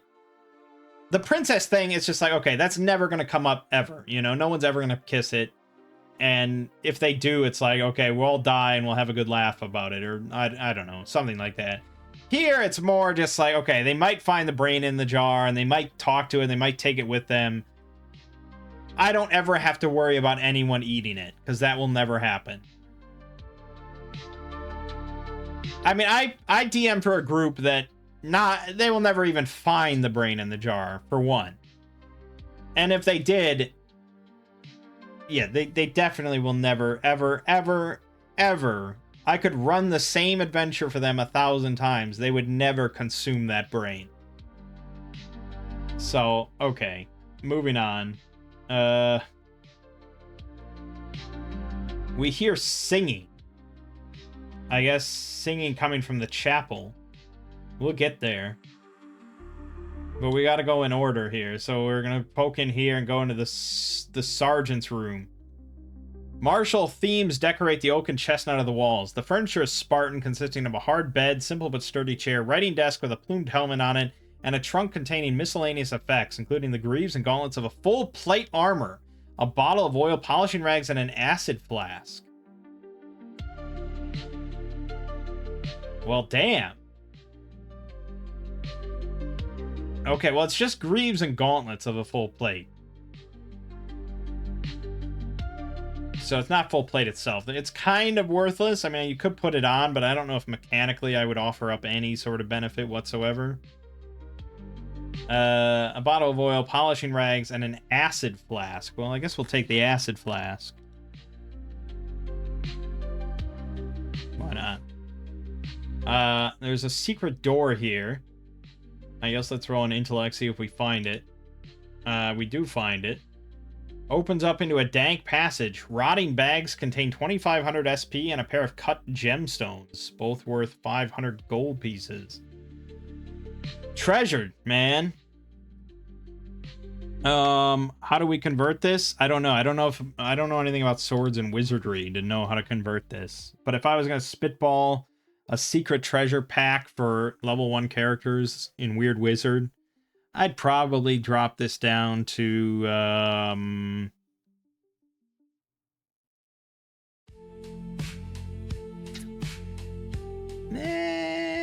yeah, we'll go with 12 silver pieces, and then the gemstones, cut gemstones, both worth 1 gold piece each.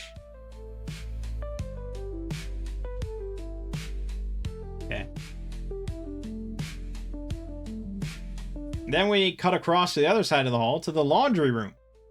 Unpleasant, steamy humidity mingles with smell of wet rot. Garments float in a large wooden tub full of boiling hot water, precariously balanced on a rickety table.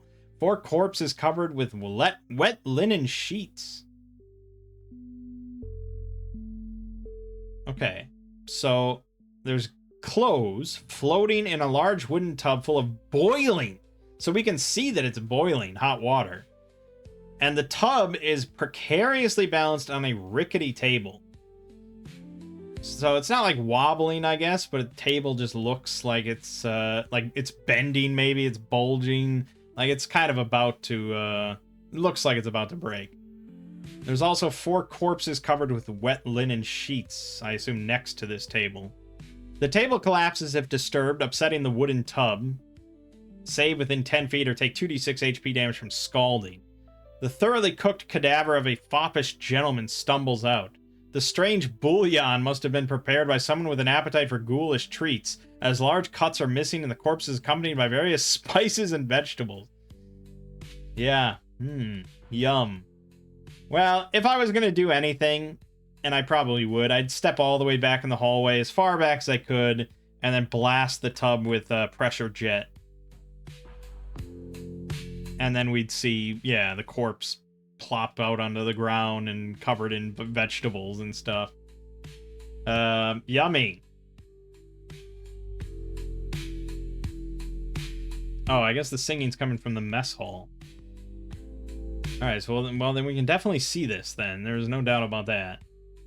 Drunken singing is heard from the mess hall, and bizarre shadows flicker on the walls. Long benches and rough goat-legged tables with cluttered tableware crowd the place.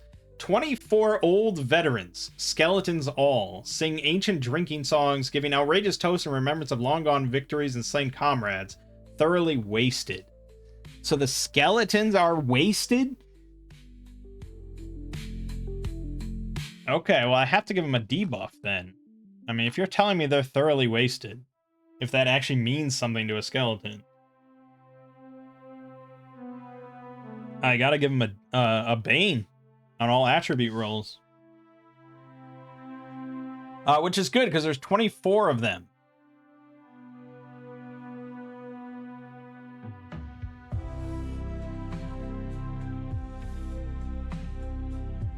Alright, we got this. We got this, don't worry. So, these squares are 10 feet. I'm pretty sure that's what it said. One square is 10 feet. Grasping growth is size 5, so that's 15 feet. So that's 15 feet by 15 feet. So a square and a half here. So we can do from this point a square and a half over, and then a square and a half down to this sort of general area here. All right. So we can crowd the entrance with grasping growth.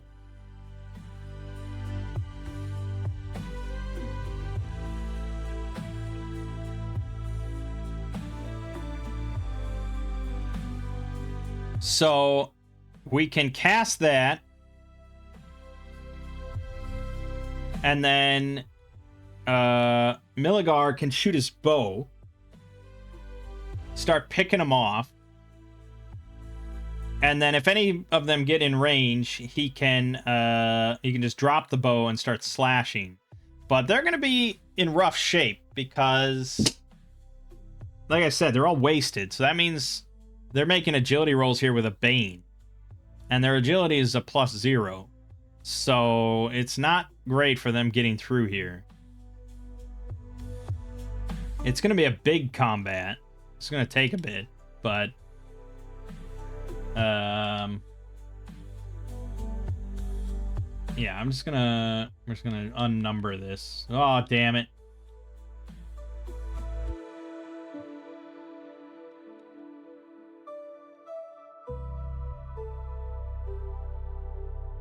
$24 of them.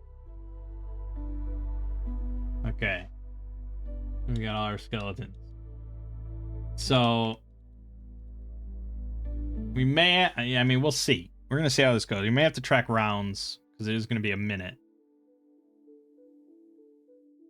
All right, so she's going to start with grasping growth. I have to cast it basically immediately because they could just run in and we got to put a stop to that. So grasping growth.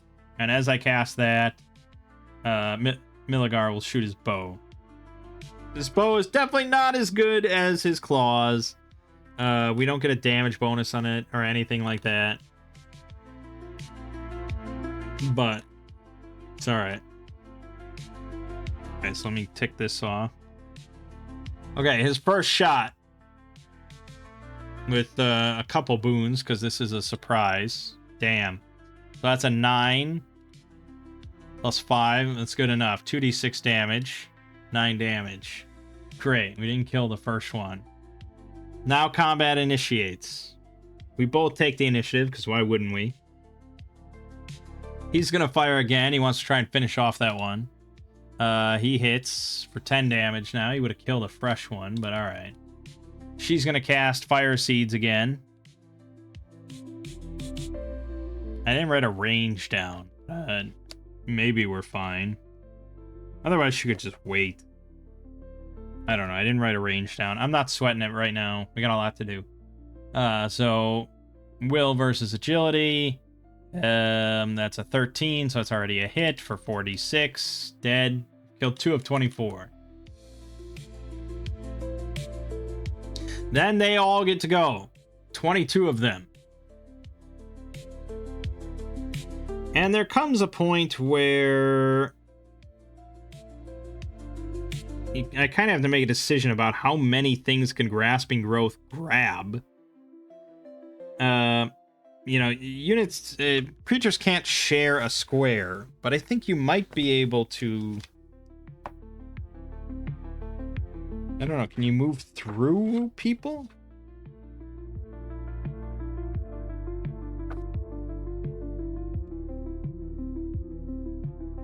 It's also challenging terrain, right? Or is it not? I think it was. Why did I not write that down? Yeah, it's challenging terrain. Okay, that's a big factor.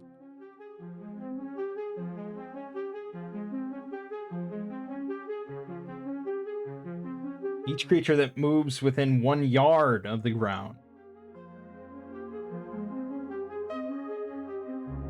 Okay, and if you run across challenging terrain, you have to make an agility roll, possibly with 1 or more Banes. And on a failure, you fall prone on the challenging terrain. That's a big aspect of the spell as well. And your speed drops to 0 until the start of your next turn. So really, that's a big deal. My question was, though, can you move through allies? And in this specific case, since a lot of them are going to be falling, can you... Could they, like, walk on top of their buddies? And then it doesn't even matter. I don't know, I can't see anywhere about moving through allies, because the default rules do not imply a grid or anything, so it's kind of a moot point. But I think logic always prevails. So again, let me look towards Grasping Growths.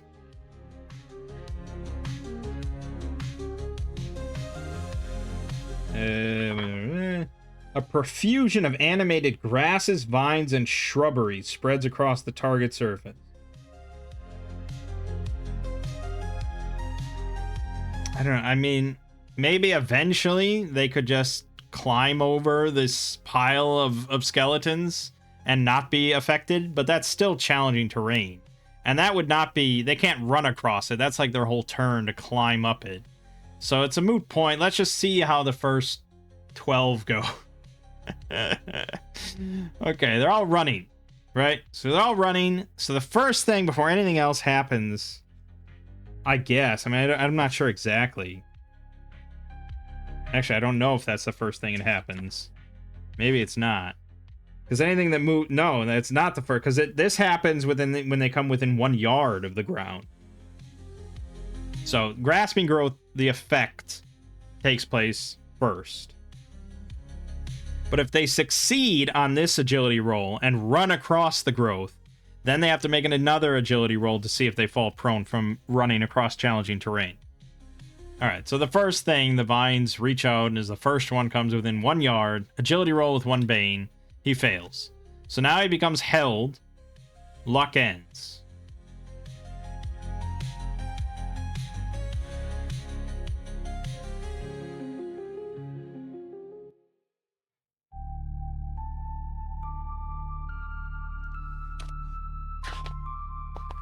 And his turn's over, so there's not much else for him to do. This is going to become very hard to keep track of.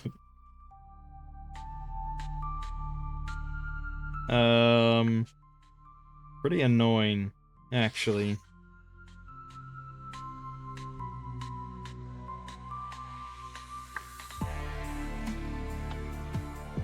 Okay, I think we're going to kind of have to abstract this if we want to go... If we want to make this a little easier. So, let's just roll all day. Let's roll all day here. to see which ones become held or not held. So the second one, held. That's all I care about right now is the held. Okay, third one is not held. Fourth one, not held. Fifth one, probably held. Yes, fifth one is held. Sixth one, not held. Seventh one, not held. Eighth one, not held. Ninth one, not held. 10th one, held. No, we skipped the first two. Okay, yeah. That one. 11th one is held. 12th is held. 13th is held. 14th, yep. 15th, no. 16th, yes. 17th, yes. 18th, yep. 19th, no. 20th, yes. 21st, yes. And the 22nd, yes. Okay, there's all of our helds that were held by grasping growths. Next, for the ones that didn't get held, they're the ones that are going to fall prone if they fail the second roll while running across. So we've got 1, 2, 3, 4, 5, 6, 7, 8 of those. First one, prone. Okay. Second one, not prone. Third one, prone. Fourth one, not prone. Fifth one, prone. 1, 2, 3, 4, 5. Sixth one, prone. Wait a minute, I fucked this up. 1, 2, 3, 4, 5, 6. Oh, there was only 7 of them? Did I say that? 7th one, prone. Okay. That means that 3 of them did get through unscathed. They're not squeezing. They're just in the hallway, lined up in front of Milligar. Okay. New round. Milligar is going to drop his bow. Alright, I guess he just stows it. He doesn't have to drop it. And he's going to claw the one directly in front of him. He rolls a 5 plus a boon. So that's 13. That's a hit for 4d6 damage. Dead. Okay, so you've got one. Xyntillan is going to throw a seed at the next one in line. She crits. So it's on fire, but it's also just dead. Okay. Then that means that one skeleton now is going to just get an attack against Milligar. He's got 2 Banes, though, on his roll. He rolled a 12, so yeah, he fails. Then we have to decide what happens with all the other skeletons now. This is going to slowly become a faster process, but I'm skipping over a lot of logic here with like actually fitting in skeletons all in this space, and we're just running it by the numbers. So technically they all got a luck end effect.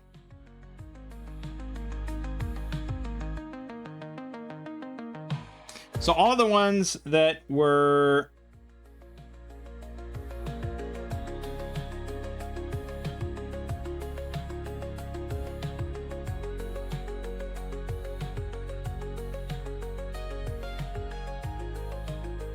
technically the ones that fell prone because of running across challenging terrain, I don't know if they're actually afflicted by grasping growths now.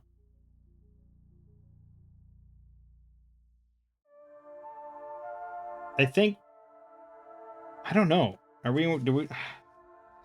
we want to just count that as a free hit on them? That they, as soon as they failed the second time because they ran, they are now affected? They are prone amidst the grasping growths. I don't know if the text as written, implies that they are going to be grabbed because of that. I don't know if it leans in that direction, but it kind of makes sense. But maybe it makes it too powerful. I don't know.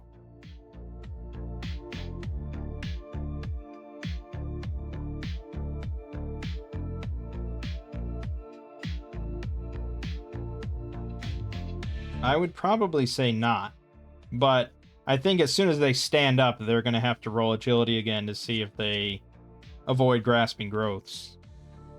But the ones that are held on my list, at the end of the round, so before we did this thing with the 3 skeletons, or the 2 ones we killed, at the end of the last round, all the ones that are held got a luck roll to see if they break out of it. And they are undead, and so all undead in this system have luck rolls with 1 bane. So thankfully, they have a bane on everything. Okay, so the first one that is held, he is no longer held. So at the new round, he would have been...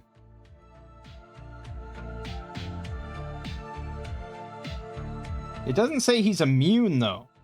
So if he moves through the grasping growth again on this turn, he has to roll agility again. Alright, second one that's held. Failed. So now he's prone. So we'll put held prone. This one, success, so he's no longer held. This one, boy, successes. This one, yep, he's no longer held. Okay, a lot of them broke free immediately. Man, these luck rolls are off the chart!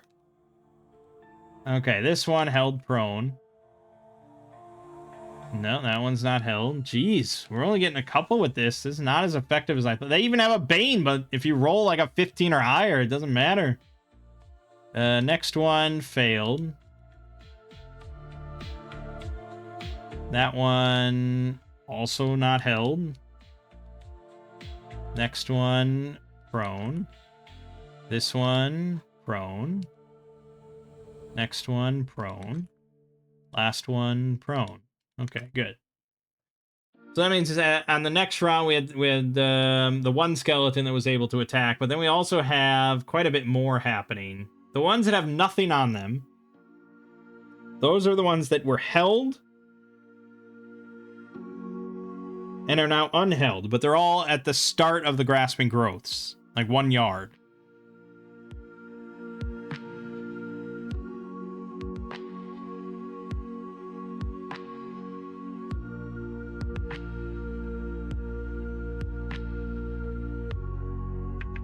It says, each creature within 1 yard of the ground when you cast a spell or that moves to such a position. They're not moving to such a position. Or are they? Are they moving to within 1 yard of it when they're at 1 yard of it? Eventually, right? Eventually, on the other side, they're moving to within 1 yard of it again. So I guess we'll count that. They're not going to run, because it's kind of dumb for them to do so. So these skeletons now that have nothing on them now, they're going to move to the other side of the growths. Actually, I think they have to run, because it's double movement. They'd have to spend like 2 rounds here. So I guess they're going to run. Which means first they're going to see if they get knocked prone from running across challenging terrain. So, first one fails. This is an agility check with 1 bane. Next one fails. Third one fails. Fourth one fails. Oh, but now I don't know who's prone from the last round or not. Oh, God. This is a nightmare. Next one. But I kind of just want to see, in general, like how well the rolls go. Which would help me figure out if I could just make a blanket statement here of like, yeah, we kill them all. It's not really looking that way. I mean, it's pretty good, but there's just so many of them. If there was 6 of them, this would be much easier. So one of them did manage to run across, so now he has to make another check for grasping growths, which he makes. So he also gets up behind the skeleton that's just attacked. Then we have the ones that were prone from running across. So they're going to stand. And I guess they run again to try and get out of there. Which means they'd have to make another check to see if they avoid falling prone again. But now I don't know which ones I weren't prone on. And so now the whole thing has just kind of fallen apart. The ones that were held...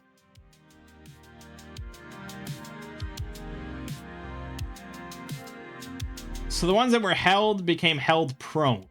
They're still not going to take any damage yet. It's like a 3-round thing to see if they... So the ones that were held prone, their action is to try and overcome it, which is a strength roll with a Bane.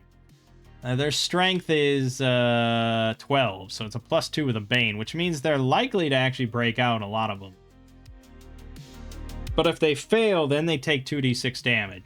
So I guess let's right now see how many of those fail that roll, and which we apply 2d6 to. This first one has a 13 minus 4. He failed, so he takes 2d6. He takes 6 damage. Okay, I think we're seeing the general flow of this now and the direction that it's going. Next one, probably a fail. Yep. Take 11 damage. That one actually dies. Look at that. It's an area denial ability. It's not really an AoE ability. What I should have done... I should have had oil. I should have grabbed that oil out of that that one room, splashed that all around here, and then lit it on fire. Then we'd be cooking. The next one, he succeeds, yeah, for sure. So that means he's no longer held, but he is prone. Oh, I guess he stands then, so he's nothing. But again, like, keeping track of this much in Theater of the Mind is just dumb. Don't do this. Either abstract the whole thing completely and just make like a handful of dice rolls, or run it as a full grid-based thing, or so, I don't know. I don't know how to run something like this. This is too much. This one failed, takes 10 damage, also dies. Nice. Next one, 13 minus 3 is a success, and the last one, fail, 10 damage, dies. Okay, so we've killed 1, 2, 3, 4, 5, 6, 7 of them so far.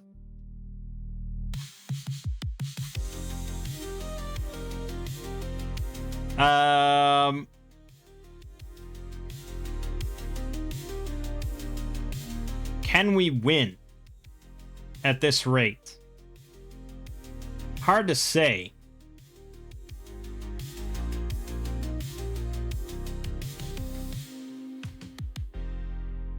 I can start pressure jetting to push them back into the grasping growths,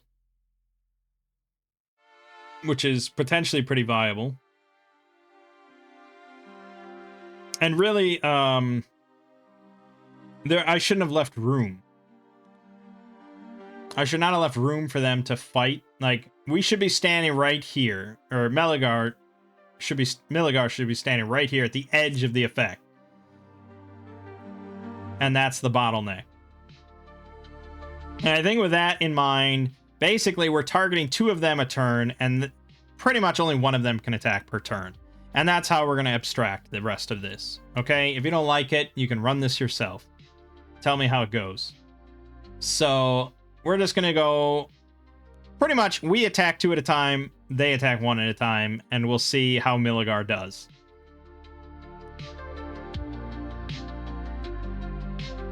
Because he's not looking so hot. They only do 1d6, thankfully, so they can't ever kill him in one go. But, yeah, it is a little risky. Okay. Especially if he becomes injured, then he loses these benefits. And injured for him is at 5 damage now. So, you know. All right, I don't remember even where we were in a round, so I'm going to start a new round.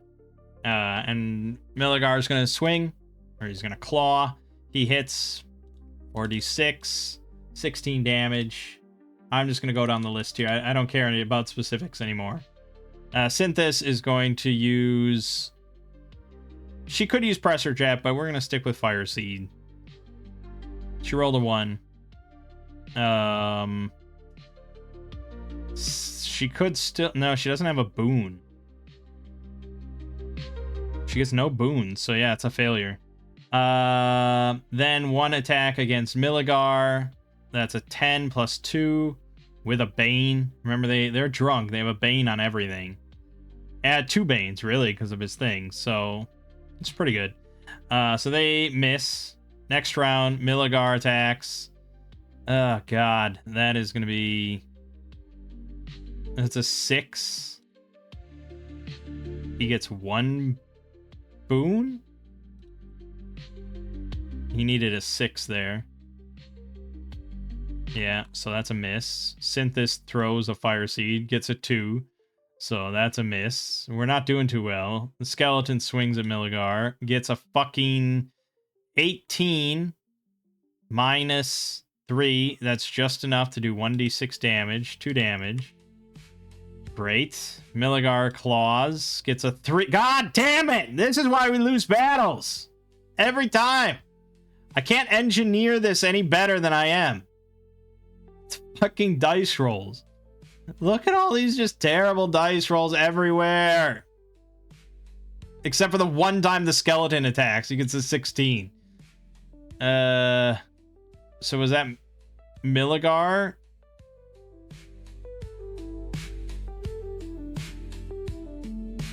Yeah, well, the skeleton just did damage. So that was Milligar clawing. Now the Fire Seed. Okay, that's a hit, thankfully.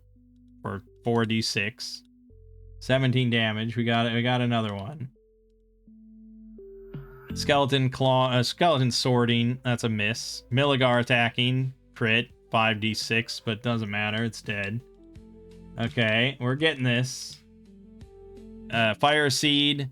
That's a 12 versus agility, which is a hit for 4d6. Dead. Okay, we're working it. We're working it. Again, this is an abstraction. In reality, if we run this entirely by the book, assuming I even knew how to do that,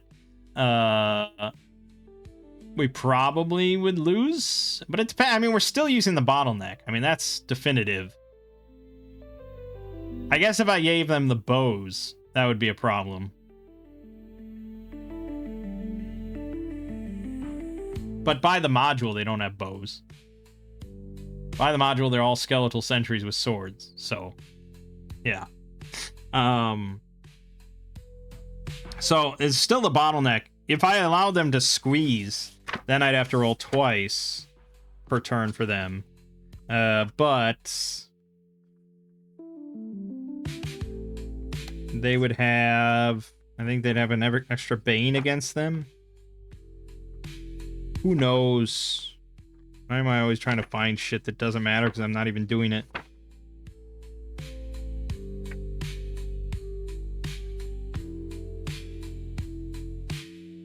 You grant 1 boon on rolls against your defense and agility. Oh, actually, it would make it easier to Fire Seed them.